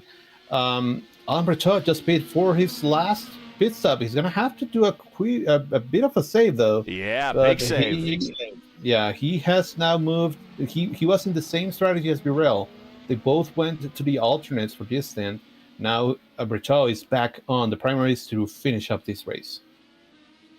And again, there's your push to pass. Berman 130, who's on the button now, as he's trying to put some more distance between himself and Burrell. Burrell at 125. Falkenham hasn't even touched the button. He's at a full deployment of 200. Shinov at 109, Hand at 135, Lugner 177, Curry 100, Hilgard 189, Craig 159, and Connell. Sophie hasn't even touched the button either.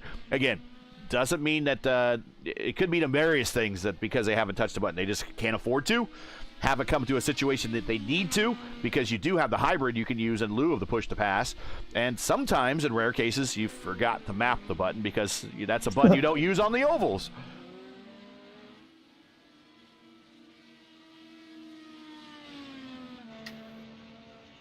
I mean, that's certainly a possibility. It wouldn't be the first time. It's like the old tear-off button, right? You don't need a tear-off on these things now. But if you go to another open wheel car and you jump in and you're like, wait a minute, I need a tear-off button. Yep, done that many times. Bertha making his way back, makes a move on Alexander McBean, makes it sick, up to P12 for Bertha. Get the map off here, just remind everybody about the points coming into today's round. Burrell lead by 2:288 over Logan Edwards. Edwards not in the lineup today. Quilla back in third, and Quilla's already retired today, so this possibly will turn into a drop week for him. Berteau looking pretty good right now. We got the camera on him. He's in 12th. Hilgard could have been better, and in fact, Hilgard might lose more ground. Probably will lose more ground. Go ahead. Yeah, Hilgard, he just made a very aggressive move on Jared Curry. Had caught him. That was for P7. He made it stick. Let's go back and take a look at that. Hilgard. Let's get the points off and go back and take a look at what happened there. And here he is, going into Canada corner, and he just sends it. There he is. Oh, Curry didn't expect it to be that close. You can kind of tell how Curry had to adjust his line, but Hilgard gets the position, and with the hesitation, ends up pulling away from Curry. Yeah, and in the meantime, Curry now comes to pit went road. into the pits. Yeah, but final also stop for him. Kevin Burrell, and now Burrell is back in those primary tires, which are much better than those halves. I didn't even think they would degrade that much, but it's crazy. We just saw it in that last stint. It was up to 10 seconds the last time I looked between Berryman and Burrell. So once again, here the points. Sophie Connell in 6th, Sheenov in 7th, Ethan North not in the lineup today. He's in 8th. Amon Law not in the lineup, and Rafi Fillion not in the lineup in 9th and 10th. I suspect they will probably either use this as a drop or make up if they've been in one of the earlier races this weekend. Remember, we have sessions on Wednesdays, Fridays, and Saturdays here in the IAS. There's a race later tonight in the IAS for the final time slot of the weekend. But these are the points as of the 4 p.m. time slot being complete on, of course, Friday. There we go. When does Berryman come to pit road? He is past pit road again. He is his 13th lap into his stint. yeah, he's probably gonna be coming in this time by. Falkingham pitting in right now. Falkingham looking at, yeah, Sheenov coming to pit road, I believe. Yep, he is. Oh, locks him up, but he gets it there safely. Falkingham looking at a top split podium, his first top split podium, I believe. If he finishes there, not to jinx him, so I will knock on the wood for him. And Hand goes long, Flukiger goes long, Hilgard goes long. No.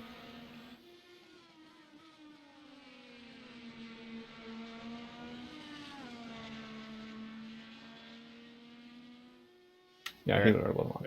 Yeah, Berryman is getting ready to go through the kink. We'll see if he comes to pit road this time by for his final stop. He will have to switch to the red tires.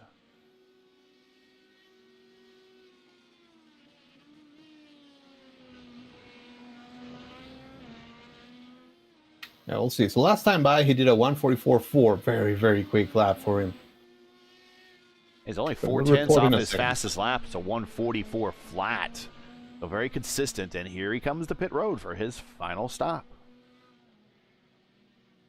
Now, one thing that we don't, he gets there right on the mark. One thing we don't have here in the IIS here on iRacing that I'd love for them to see that they have in real IndyCar racing because of the length of this pit road is they have a 2-stage pit road. So they have an initial limit area, and then they have an additional limit area that gets slower as you get near the pits. I'd wish that get near the stalls, excuse me. I wish they would have that or somehow implement it in iRacing. I just don't know how they would do it, but it'd be very cool if they would be able to figure that one out. It certainly would be, because that would allow us to be a little bit more aggressive and not have to, crawl at a snail's pace through the entire length of the pit road. As Han barely makes it in front of Berryman. Remember, Han hasn't paid yet. Yep. He's going to get some time at the point here. Some camera time, if you will. Berryman was going to ride behind and see if maybe Berryman sets him up to use him in the draft here to set up a Red Bull lap here. Purple lap's inbound, I'm sure. Berryman on the fast tire and light tanks here with 12 to go here at Road America. Next race for us, well, we got a little bit of time off between now and the next race. It's about a month to our next race after this. I would imagine this is where IndyCar, when they want to find new races to fill the schedule for next year, are going to take these weeks here and probably try to populate them. Give them a couple weeks off for a summer break, of course. But the next race for us will be, I believe, double check the schedule.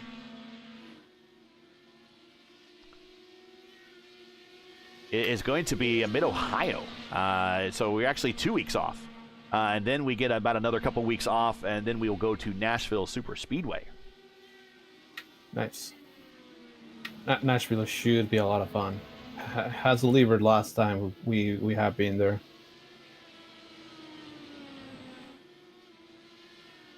Mid-Ohio will be a special time, since that is July 4th weekend.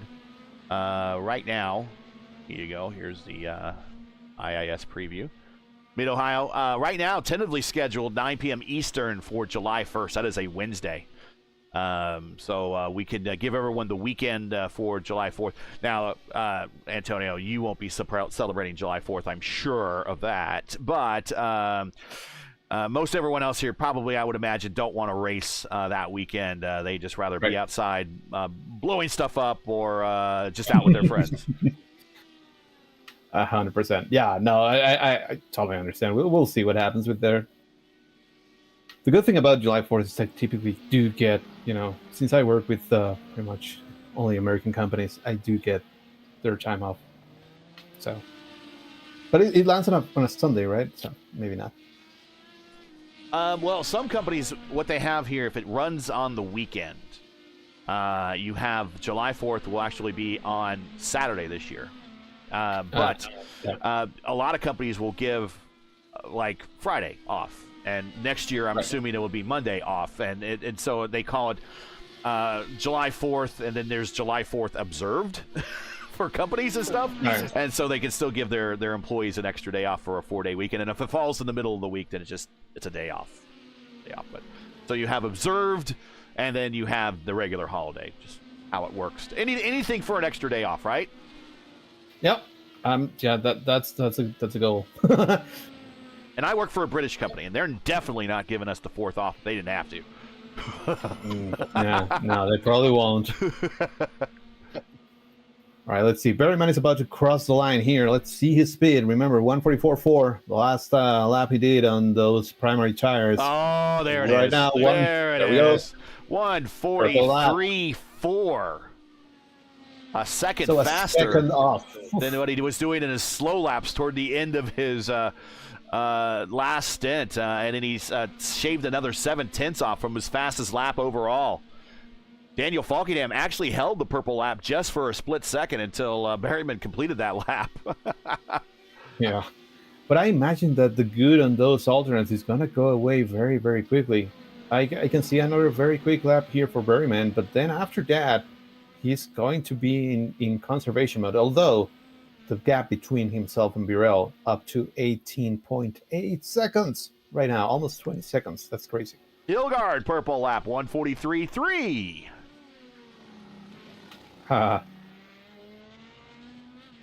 That's a little in red mist right there. And and one of those things like, well, darn it, if I'm not going to do anything else this race, I'm going to at least turn the purple lap. Yeah, and there's a big battle there between Han, Flukiger, and Sheena. That's for P4. Flukiger just went by Sheena. And your biggest gainer right now in this whole race is Hunter Ingrave. He's up 10 spots to 12. We're watching Hand up 2, Fluginger up 2, Shinov up 4.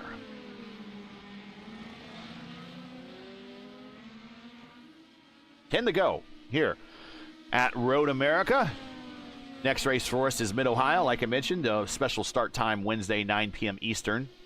That's going to kind of start the spat of Wednesday IndyCar races for us as well. Wednesday evening IndyCar races, because the following week will be the kickoff of the next season of the Formula Indy Series. One of my favorite series, the broadcast.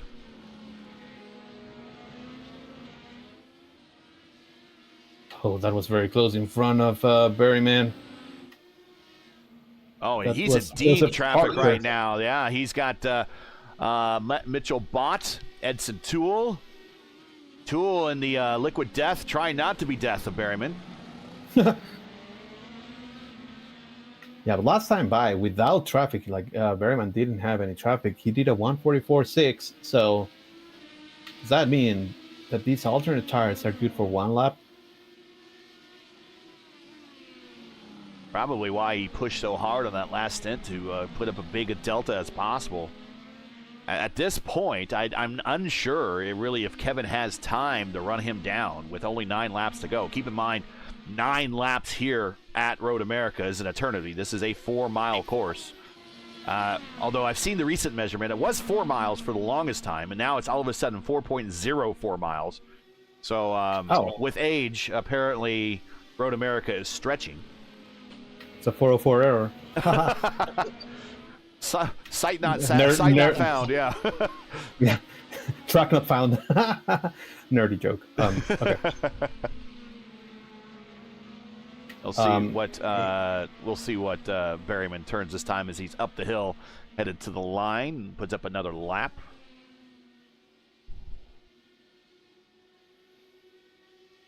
.145.7. 145.7. Now it's falling Yeah, off. that's slow. Yeah. Hand and Plukiger are still going side by side here in the carousel. Ooh, Plukiger thinks better of it. They did leave Shinov behind. I don't think Shinov is happy at all with those alternate tires. He dropped like a stone. Remember, he was running P4 in front of these two guys. Now he's 2 seconds behind them. And Hand and Flukiger are still going at it, really fighting hard for that P4, which is huge, honestly. But however, they're going to have issues. Hilgard is running this group down. He's 2 seconds behind Shinov. Yep, and the longer they race together, as Hand throws a little bit of I don't want to say a block, but he goes defensive down the front stretch. And that keeps Shinov at bay, at least through turn 1, through that little bit of kink in turn 2. This is turn 3.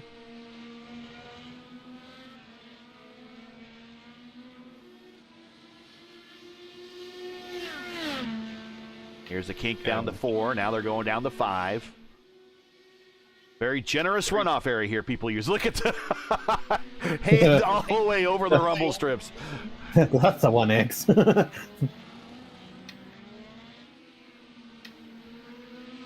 Like I said, a very liberal runoff area here at Road America. Oh, goes wide there. Hits a little bit of the grass bump at the completion of the rumble strips there at the turn 7, now through 8, now in the carousel. Every road course needs to have a carousel. There's a carousel at Road America. There's a carousel at Mid-Ohio. There's a carousel at Sonoma. There's kind of a carousel. I think they do call it the carousel at Watkins Glen. Yeah, you could argue. Are there any other carousels that we know? If you know of any other carousels, shout it out in chat. Don't tell me like at Fantasyland and Disney World or something like that. We're talking racing carousel.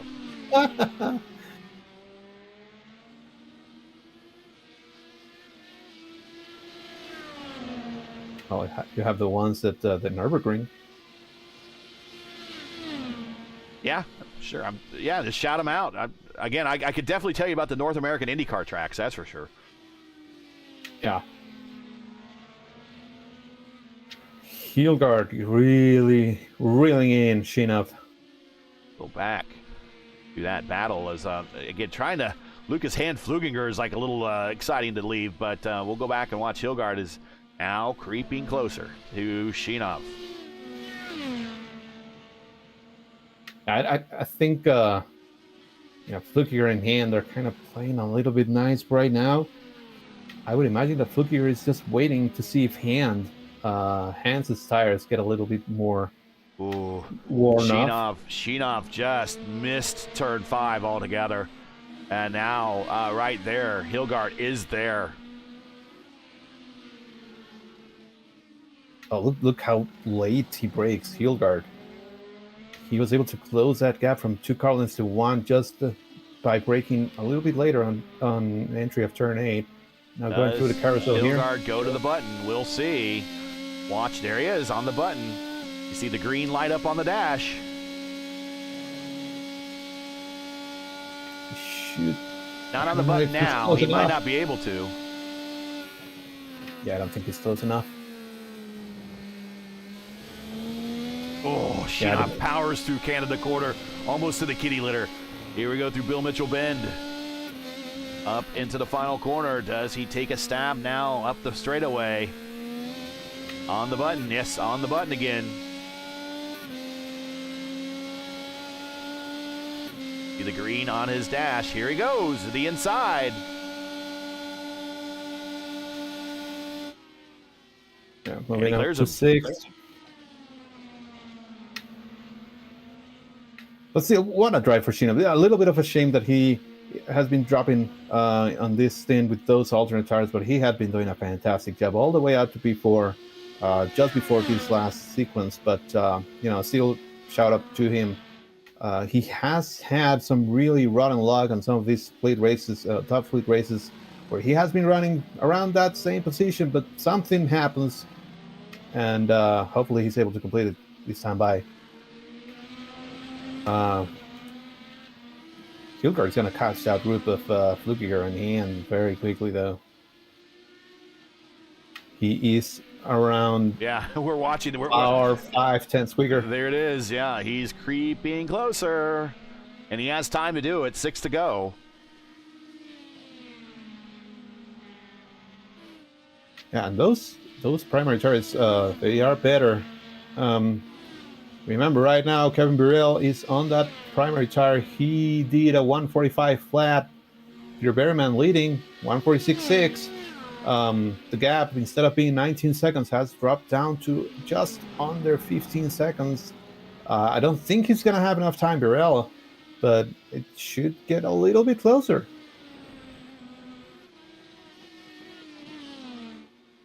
Those primary tires, those alternate tires, they're really bad. And one thing we haven't really paid much attention to is the weather situation. That it's not exceptionally bad out there. I mean, the track temp's 114. That is up there a little bit. The ambient 78. Humidity is low. The winds are from the northwest-ish at 9. Again, the conditions aren't bad.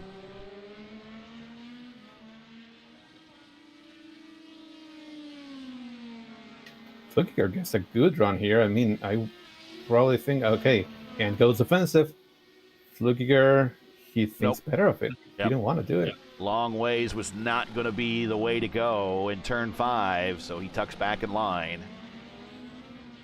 Both of these cars on the alternate tire, so they're in the similar boat in terms of kind of seeking for both of them. So it's now survival of the fittest. Yeah.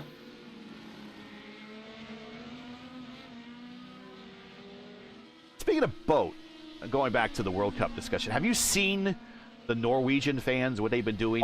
They've all been like in unison rowing in the stands, like they're rowing a Viking vessel. That is awesome. Being a partial Norwegian myself, I have Norwegian blood. My grandmother, my mom, my dad's mother was 100% Norwegian, so that makes me a high percentage Norwegian. I love seeing that. I think that's awesome that they're channeling all that Nordic energy. It's crazy cool. And then you see the font that they use for the names and the numbers. Oh, their jerseys, yes. It's like runic, and they totally nailed it. It's awesome. Own it, yes.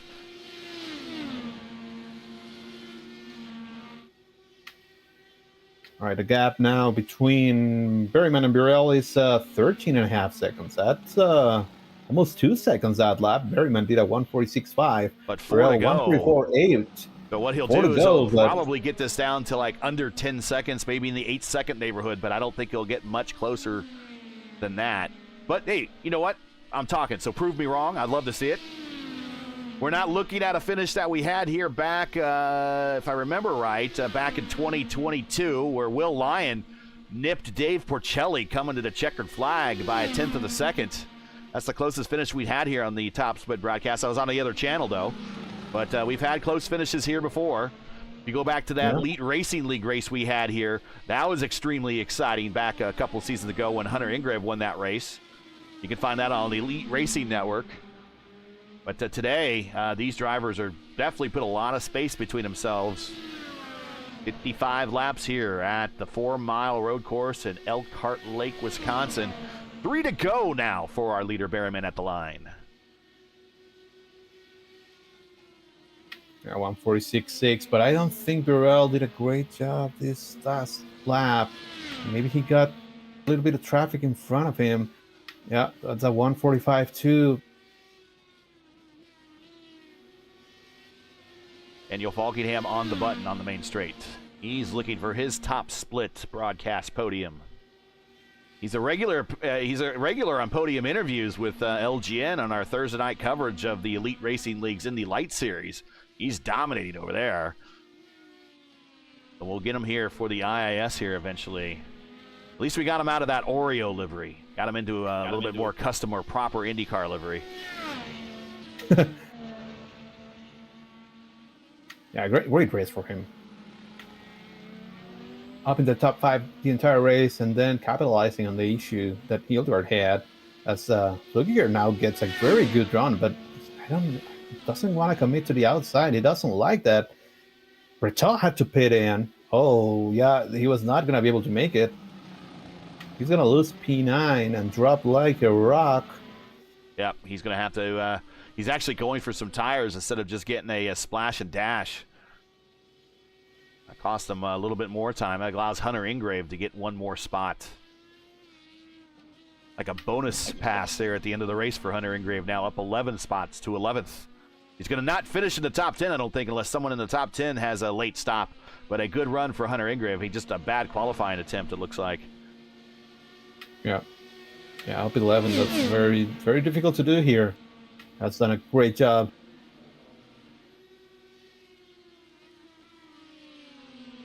All right, last time by 1:46.6 for Berryman. And there's a 12-second gap, 1:45.9 for Burrell. Flukiger goes. Yeah, those red. He's using all those red tires up. He's like, I can't take them with me, so I'm going to use them up all now. Smoke them if I got them. That's literally what he's doing. And Hildegard behind them, I think he's out of life on these tires. He hasn't been unable to close the gap to him, and Flukiger has remained at around 1.5 seconds behind him. Here's your push to pass situation for everybody. So you see everybody has more than enough to get themselves home here with 2 to go. Flukiger has 99 seconds. Like the gap towards the hand is crazy. If he doesn't have a fuel issue, he should be spamming that thing pretty much for the entire lap. Now, some people had like 200 seconds not too long ago. Like I thought Falkingham did. He's down to 16. He's found the button like it's Mario Kart. The boost. Berryman next to last time through Canada corner as he has Mitchell Bott right behind him. A little extra Jared TV Curry. time. Jared Curry's going to make a move on Sheena. That's going to be for P7. Yeah, Sheena and those alternate tires, he never really got them to work for him.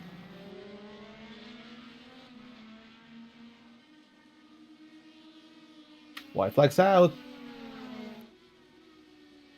Final lap as Berryman looking for his 3rd straight top split win, 4th win of the season.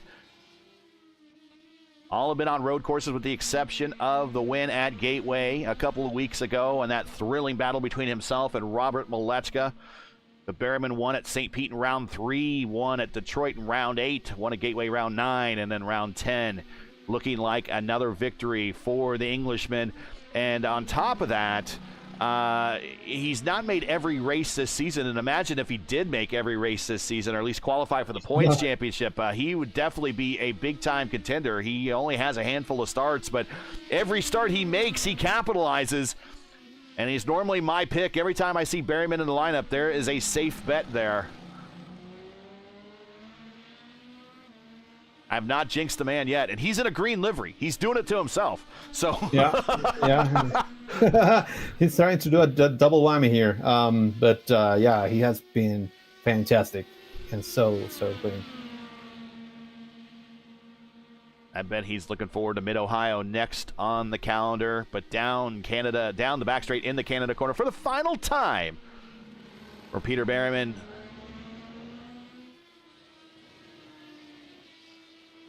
Up through my uncle's corners into the final set here coming on the main straight up the hill. I don't want to say it was an easy win, but it almost looks like it was an easy day as he shows mercy to Bott, gives him a lap back, and he gets the win. Peter Berryman, 4th win this season here in the IIS. 2nd win this weekend to back up his Friday victory. Kevin Burrell looking to go 3 for 3, and he does, for podium finishes in 3 races already this weekend here in the IIS. He got a win in Wednesday, a 3rd place in Friday's race, and now 2nd in Saturday's race. So he's been on every step of the podium this week. And Daniel Falkingham gets his first top split podium. First, I'm sure, of many for the NASCAR driver in the e-Coca-Cola Series, who's been dabbling and dipping his toe into the IndyCar side of things, and he has gone full cannonball now in the IndyCar side of things. And he comes home in 3rd. Lucas Hand, Mr. Excitement, comes home 4th. And Leon Fluginger, who was dog in hand for that entire final stint, brings it home in 5th. Let's get into tonight's final results, and then give you some final things to talk about, because I know you have to leave early. Antonio, he's an important man. So we will give him a chance to give his final thoughts so he can get on out of here, and then we'll get into the podium interviews. But here we go, just a second. Here we go. Let's do the final results.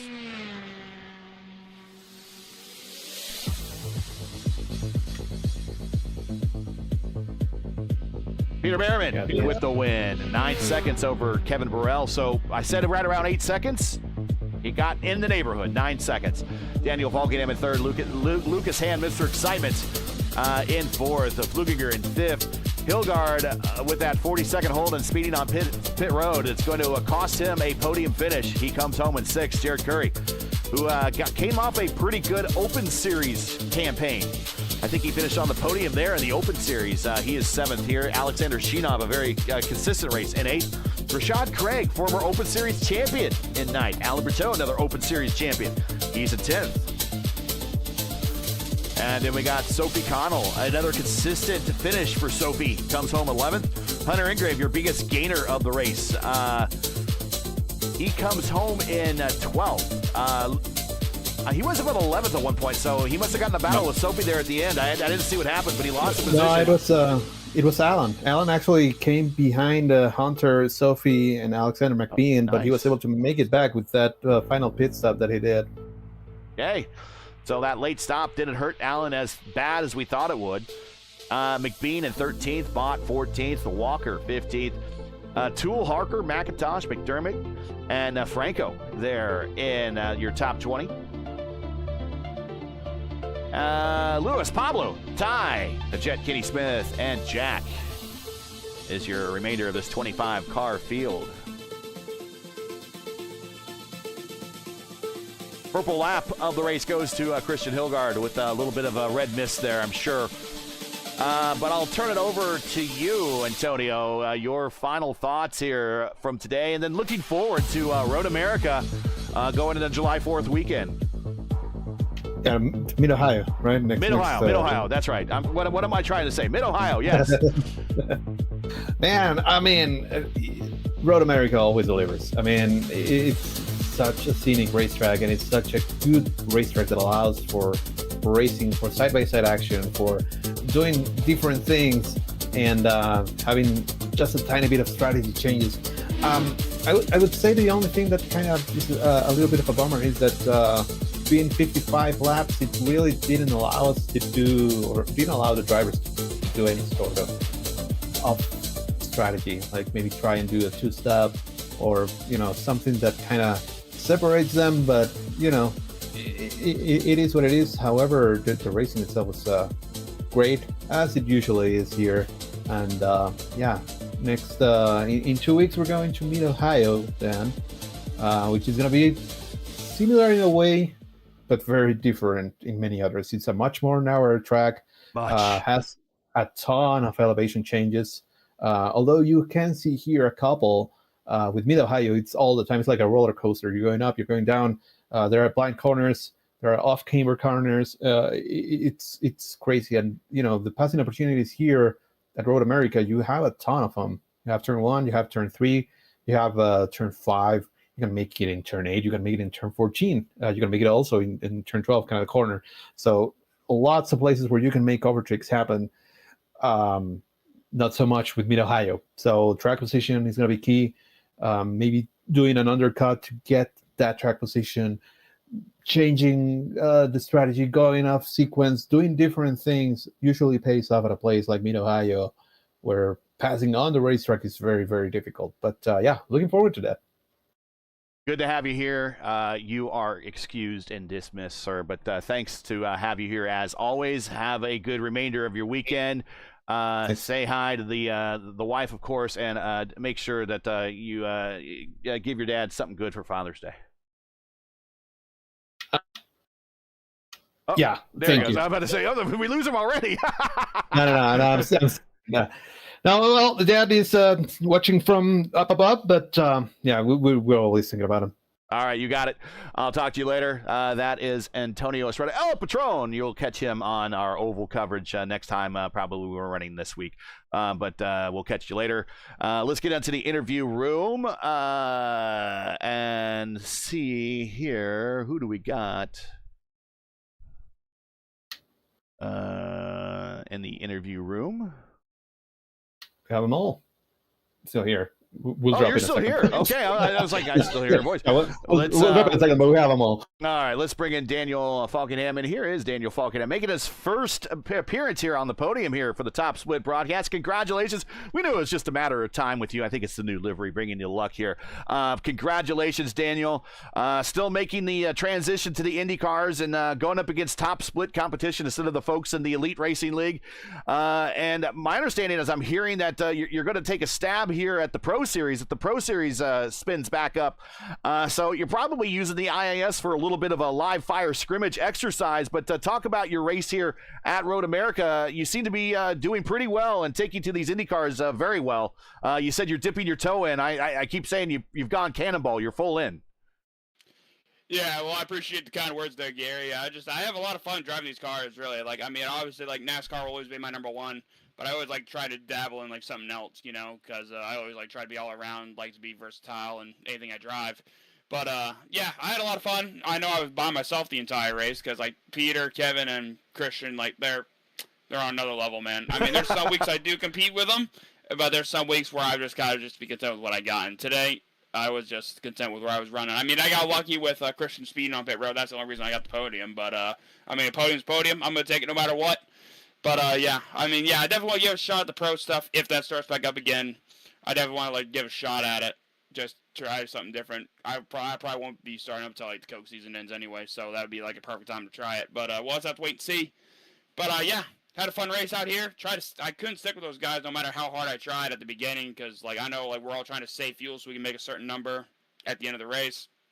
And unfortunately, I just try to push to try to stay with them, but I was just going to burn my fuel. So, like, those guys, like, I don't know if it just came out of setup, driver, or what, but, I mean, they were just flying up there. I tried my best what I had, but I'd say not too bad. I still had a lot of fun. Yeah, you were kind of the no man's land. You were kind of the driver in between two different classes of cars. You had the first three that were in a class of their own, yourself, and then the rest of the field kind of behind you. But when you get into the situation of where you're out there by yourself and you have no one in front of you, you can't see, no one behind you, you can't see. Talk about those dog day laps that I call them in the middle of the race that you're just out there turning time, and the laps here at Road America are so long. There's always that threat of losing your focus. Did you ever have to remind yourself at any time during any of your runs that you're out there by yourself? One is the loneliest number, as we hear the song. Getting out there and just maintaining focus, even though you're all by yourself. Yeah, I mean, it allows me to focus way easier because obviously I'm not racing anybody at all. So I'm just kind of just focusing on my lap times, focus on what I hit, and see like what other guys are running. Like I felt like I was actually pretty competitive in the second and third stints on the primaries. Like I was kind of running competitive times, like sometimes matching them, sometimes running faster. So I mean, like the pace overall wasn't too bad. It's just going through that kind of like cycle of like how hard to push while everyone's fuel saving. But like I mean, obviously like I didn't have anything for the top three, but there were certain points where I felt like I had really good pace and to cover off the guys behind me. I just had to get through that hairy start. I know me and Lucas, I think, got together at turn 3 on the first lap, but I mean, everyone's on cold tires. We were all struggling there. But, yeah, I mean, just kind of just allowed me to just focus and just hit my marks because since I wasn't racing anybody, it allowed me to just kind of just enjoy the race a little more, just kind of just go through the motions, try not to crash the thing like I did at Belle Isle. But, yeah, I mean, yeah, well, let me just kind of just enjoy the race a little bit more, and just maybe just hoping, like, if someone made a mistake up there, we could take advantage, and like what happened with Christian, he spun on pit road, so we took advantage and got a podium out of it. But definitely the most probably boring podium I've ever had, but I ain't going to complain. I'm not going to complain too much about it. Last question, and I'll let you get into the shout-outs and everything. You said, we talked about it before, and I know you're still doing the Indy Lights thing in the Elite Racing League. We'll probably see you a little bit, at least, when the Elite Racing League P1 IndyCar Championship kicks back up. But you said a lot last season in your Rookie of the Year run in the Elite Racing League that, and we use quotes very loosely around Rookie of the Year because we know you're not a rookie, but you're still learning in these cars. Are you still learning? Are you still at the point where you're learning in these cars? And if so, what did you learn today, if anything? Yeah, definitely, like, I've run enough to get to a point, like, I know, like, what I should be doing. It really, all it just comes down to is just, like, setup and, like what's good for certain tracks. Like, I know nothing about the IndyCar set, so I literally just, like I said, I go to P1 Docs and just kind of just download the Phil Krause special, so, and today was pretty good. Today was pretty good. So, I mean, it's been good every week I've run, so, but yeah, but really, it's just a setup side. I just gotta learn a little bit more, because I kind of know, like, what I'm doing with the tools and stuff. Like, I know, like, how to mess with bar and stuff to try to fit my handling. Or just for my style. But yeah, it's just little ounces like that. Like the overall fundamentals I think I've figured out now, and now it's just trying to put it all together with just like the optimal setups and stuff. Which like obviously I still really have no idea what I'm doing. So I just go out there and just drive the thing as best I can. So but yeah, like I said, it's really just little things, because like I think I've come to a grasp of like what I need to do, and now it's just really all just comes out of execution during these races. And like today we executed a very good race. So like we're getting there. Shout outs, friends, family, sponsors. Anyone you want to say hi to before we let you go? Yeah, shout out to you guys for broadcasting. Shout out to Peter on the win. Shout out, like I said, shout out to P1 Docs. And for a heck of a set right there. Just we just downloaded and went, and it ran pretty good. So shout out P1 Docs. And thanks to everyone watching.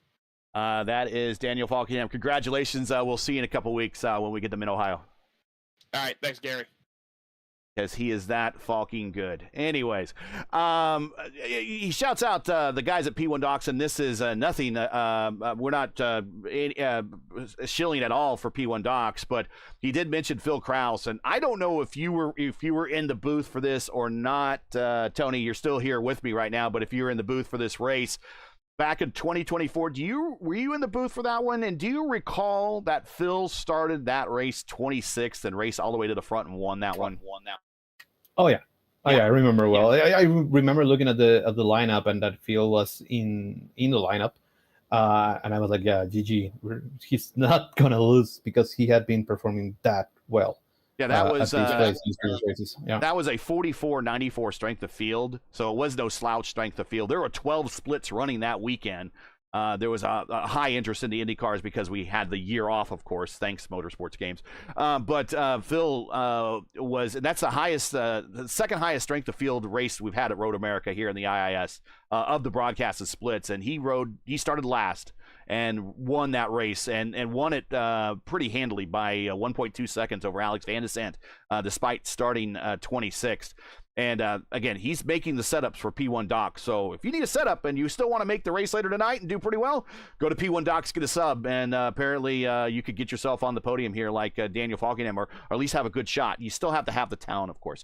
Let's bring in the general, Kevin Burrell. Joining us is Kevin Burrell. Kevin, still looking for that broadcasted top split win. However, consistency is continuing to power your campaign. You've hit every step of the podium so far this weekend. You got a win on Wednesday, a third on Friday, a second here today. We weren't the biggest strength of field so far for the weekend because I think we have a lot of European drivers that are watching the World Cup. Yeah, can't do anything People about are that. Also off with the Watkins. 6 hours and the 6 hours of Watkins Glen. Yeah, so there's only so much you can do to try to get. Esteban is there right now. Okay, well that would have helped the strength of field if he was here, but a little bit. You got second, and you actually it was looking pretty good there for a while. Let's talk about the first pit stop. You came in third. You left the leader. Was that a short fill? How'd you get in and out so quick there? And then also on that final stop, you were racing Peter Berryman, and then Berryman just passed you and then left you. Yeah, I mean, Berryman, of course, I think he probably had to fuel a little more. I think he maybe, didn't get as much because he was leading right in the first stint. Yeah. So I kind of I had a shockingly, I really thought I was going to speed in that first pit entry. And then, it went fine. Of course, it's all a little different now with the pit limiter, the pit limiter update where you're not really trying to push the down the road speed anymore. You basically can't. So it's really all entry. And then, of course, a good exit from the box. And Christian apparently tried to, kind of slow roll it, right? Because he wanted to save for a 15 in the second stint, 15 lapper. And when I saw it, I didn't expect to actually be ahead of Berryman, right? I thought that I would, maybe kind of match him and he would somehow just have a better, he's Berryman, he could do it. He could just beat me even if he has to fuel more. And he didn't. And then it was like, well, I guess I'm in the lead now. I guess this is my life. I'm just going to have to lead and still save to 14 anyway, which, the save to 14, we had lower downforce. So, the save was not really a problem. But then, of course, Christian and Berryman got 15 behind me. And it was just like, well, that's that decided, so I mean, it's life, I don't think it would have. What was cool is that because I went on the alts on the third stint, we got to see Berryman push on a stint on his own and me push on a stint on my own. So we kind of got an idea of what it looked like when we were all running it full beans, which is rare for this race. The other races were just a train until the final stint, basically. But yeah, I mean, he was quick. I think he seems to think that we were quicker. I mean, Christian, if you look, he finished 38.7 back. He had a 40-second penalty. It's, you obviously can't compare it, right? But we were very fast this week. I think we were really fast. And I out-qualified Berryman yesterday, Christian did it today. I mean, I think we were really quick this week. Really, really quick. So, I mean, I feel good about that. It sucks for Christian really badly that he blew it on pit entry, but it happens. Yeah, it's the same rules for everybody. Yeah, sorry. Go ahead, Antonio. Yeah. No, I was just going to ask super quickly. Do you know if it had something to do with the new set of rules that have come out with? Apparently, he thought he hit the limiter and he did not. Or maybe he did hit it and it didn't register. But yeah, it was fully a matter of just missing the limiter button. And of course he went in over the limit at that point. I don't know. I guess the limiter would have slowed him down enough, but yeah, it's really unfortunate. I mean, I felt very uneasy at every pit stop this week. Just like, it's so weird, when it goes back down to the limit and then you see you're holding full throttle and you see the speed go into the red zone, right, on the limiter message, and then come back down, and I'm like, this is so wrong. Like, this is just, what are we doing here? But no, that's what it expects. So Supposedly there was a additional fix made to it in one of the updates, the intermediate updates that came out this week. So I don't know if that's true or not. But everyone's, again, same rules. Everyone's in the same boat. Everyone has experienced the same thing. Yeah. Yeah. Oh, that sucks. Oh, yeah. So Christian just told me he went in under the limit, pressed the button, and it did not engage. Ooh. So Ooh. Major F. Oh, Ouch. You talked about it. We were wondering this during the race. The wanting to lead versus the wanting to stay behind and just hang around and then race for it later. That's kind of a different. You don't really see that in any other style of racing, kind of other than IndyCar. What's out there? You're out there racing, but you can't tell him go ahead and pass me, but you give him every cue to pass you, and he still stays behind. I mean, at that point, what do? Just accept the inevitable? It's like, fine, I'm just going to run front. Yeah, I mean, I think the only way you could kind of really force someone to try and pass you in that sort of scenario is if there's someone close behind you who is like bearing down on them to the point where, you know, you can sort of back them up into a position where they're forced to make a move on you. And I think he tried to do that to Christian at some point too, and it just, you know, I think we all know the game here, right? So it was just not going to happen, unfortunately. You know, and I knew it. I was fine. I mean, I got a decent result yesterday, and I think actually my result yesterday and today were worth literally the same amount of points. So, you know, it would have been nice, obviously, to somehow win, but I kind of accepted my fate at that point. You know, I was like, well, I'm going to get the 14, and if they get the 15, they get the 15. And, you know, it is what it is. But, yeah, I mean, sometimes that's all you can do. That's all I can say. You know, I was happy with how I drove overall. I felt like I stayed more or less on the pace. Yeah, like I said, I just think we were really, really quick this week, quicker than I expected. So. Yeah, and those you lost a lot of ground on those red tires as well. So the red tires weren't. What call? When did you make the call to go with the red tires on that next to last stint versus everyone else going on the black? Really, it was just, if anything, it was because I felt like if we went on, you know, it was an attempt to stop Berryman from getting a double 15, right? Because I mean, if we were on the same strat, right, and then he could keep fuel saving, he'll have done a 15 in the stint where I was forced to lead, and then another 15 when we're on the same tire, right? So if I go on a different tire, he's not going to be around me to save off of me, you know? And that was the idea, right? Force him to do a 14 instead of a 15 on that third stint. So I don't actually think it really lost me anything, you know, versus doing it on the fourth stint. It's just, you know, it was just an attempt to stop him from getting even more of an advantage saving. And I don't really know if it did anything, you know, unfortunately, but. And, you know, there was an idea. An attempt was made. That's all I can say. Yeah, you lose, as I say, you lose every gamble you don't take. So go ahead and shout outs, friends, family, sponsors, anyone want to say hi to before we let you go. Yeah, of course, the Nexus guys, you know, everyone worked hard on this. We had a good queue and good race earlier in the week, but we knew that the altware was a real problem and fixed it, and everyone worked hard on it. So, you know, I appreciate that. I mean, it was good.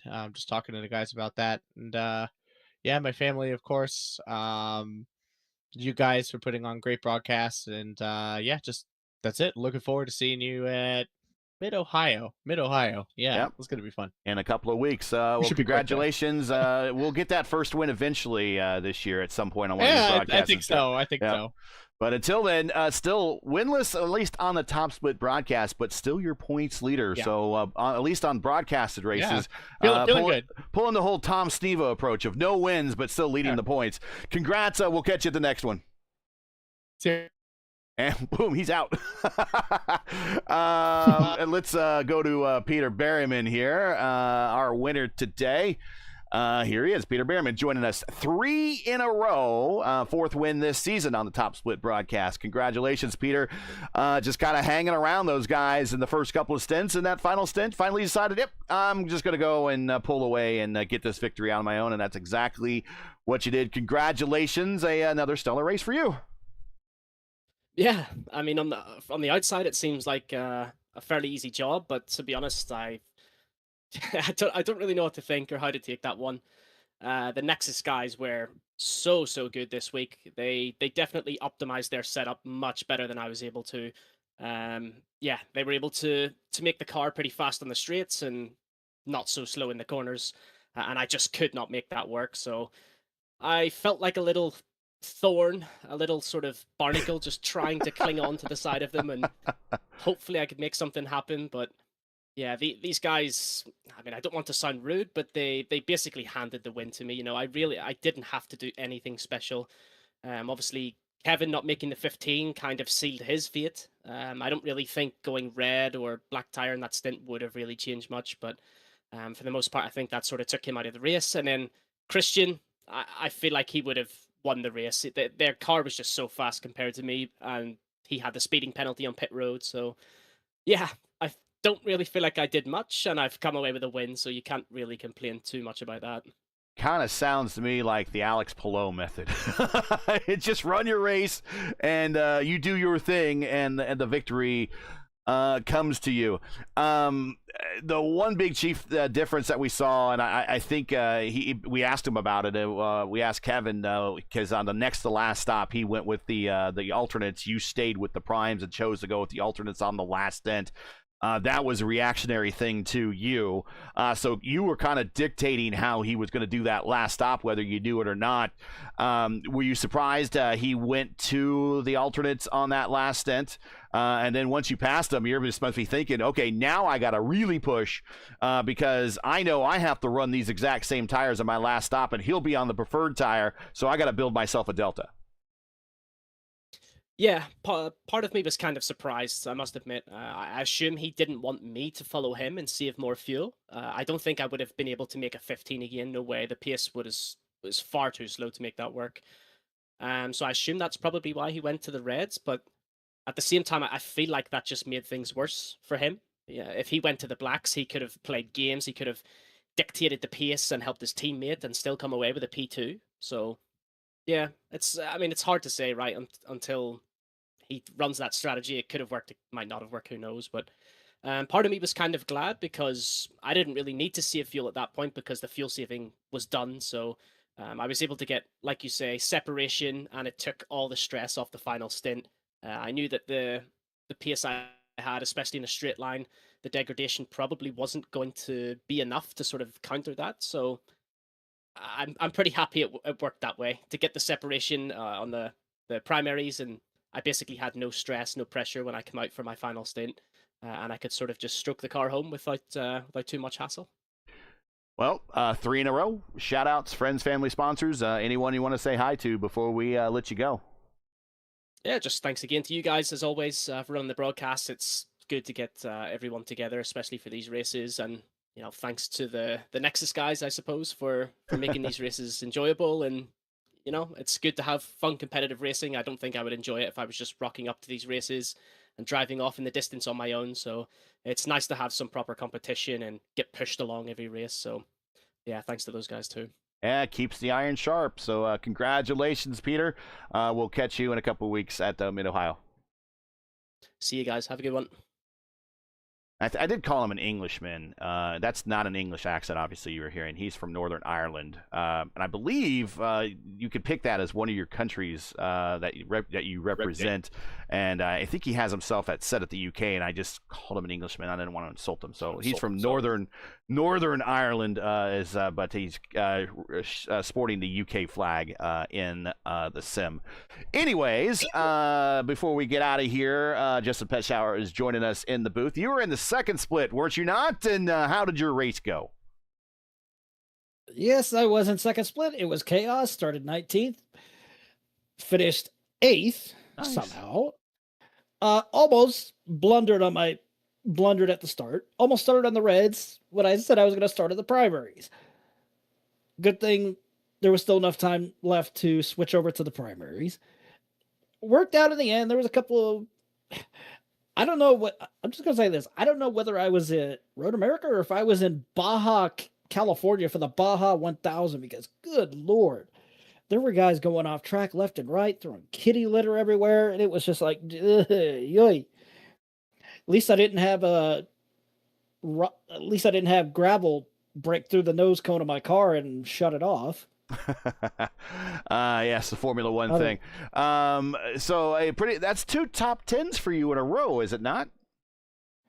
More like 3. Nice. 4 Okay. top 10s in a row. So on a bit of a run there. They're in the you're in Division 1, right?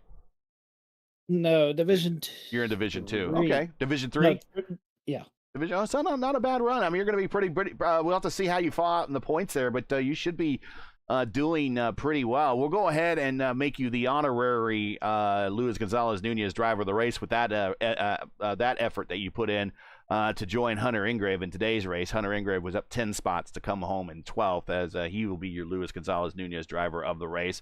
But we'll get on out of here, give everyone back their Saturdays. I need to go catch IndyCar quals. I'm sure I won't be shocked as to what happened, but I still want to be surprised. So we'll see about that. As Antonio has blown out already, and again, I want to thank him for being a part of today's broadcast. Let's give everyone back their Saturdays so they can get back to watching IndyCar, whatever, soccer this weekend. Right now, Germany and the Ivory Coast are playing right now. I'm sure the entire country of Germany, just like when I was there and the exchange student there is watching this thing. Man, when they won, it was like the 4th of July, but it was in Germany. It's unbelievable. I don't know if we'll ever see that here, but, you know, we believe in miracles once or twice, so we'll see. Let's get on out of here, though. That's it for today. Once again, your podium here from Road America, the National Park of Speed. Peter Berryman with his 3rd consecutive win. 4th win this season here on the Top Split. Now, can he win 4 consecutives? Well, we'll find out. I'm building a database of stats from other IIS seasons.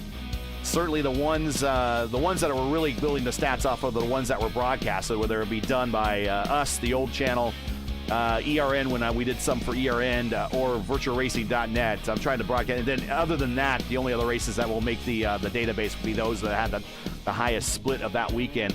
We'll find out if anyone's won 4 straight. I think Phil Krause has, but we'll see.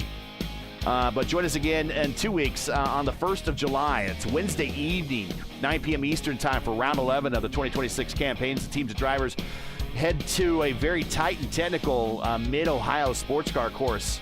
Coverage starts around 9 p.m. Eastern time. Again, it's 9:00 p.m. Eastern. As always, for the correct time in your area, you can find everything right here at YouTube at youtube.com/FP1 Broadcast. And hey, we love bringing these races to you, but they're not easy. Require time and money to produce. If you share a passion for the sport of IndyCar and enjoyed our coverage of the IndyCar iRacing Series Saturday Top Split broadcast, please take time to visit our GoFundMe page. The link is in the description, and donate to our 2026 broadcast fund. We realize times are tough, so any contribution you make will be greatly appreciated. We thank you for watching and making us part of your YouTube viewing during NTT IndyCar Race Weeks.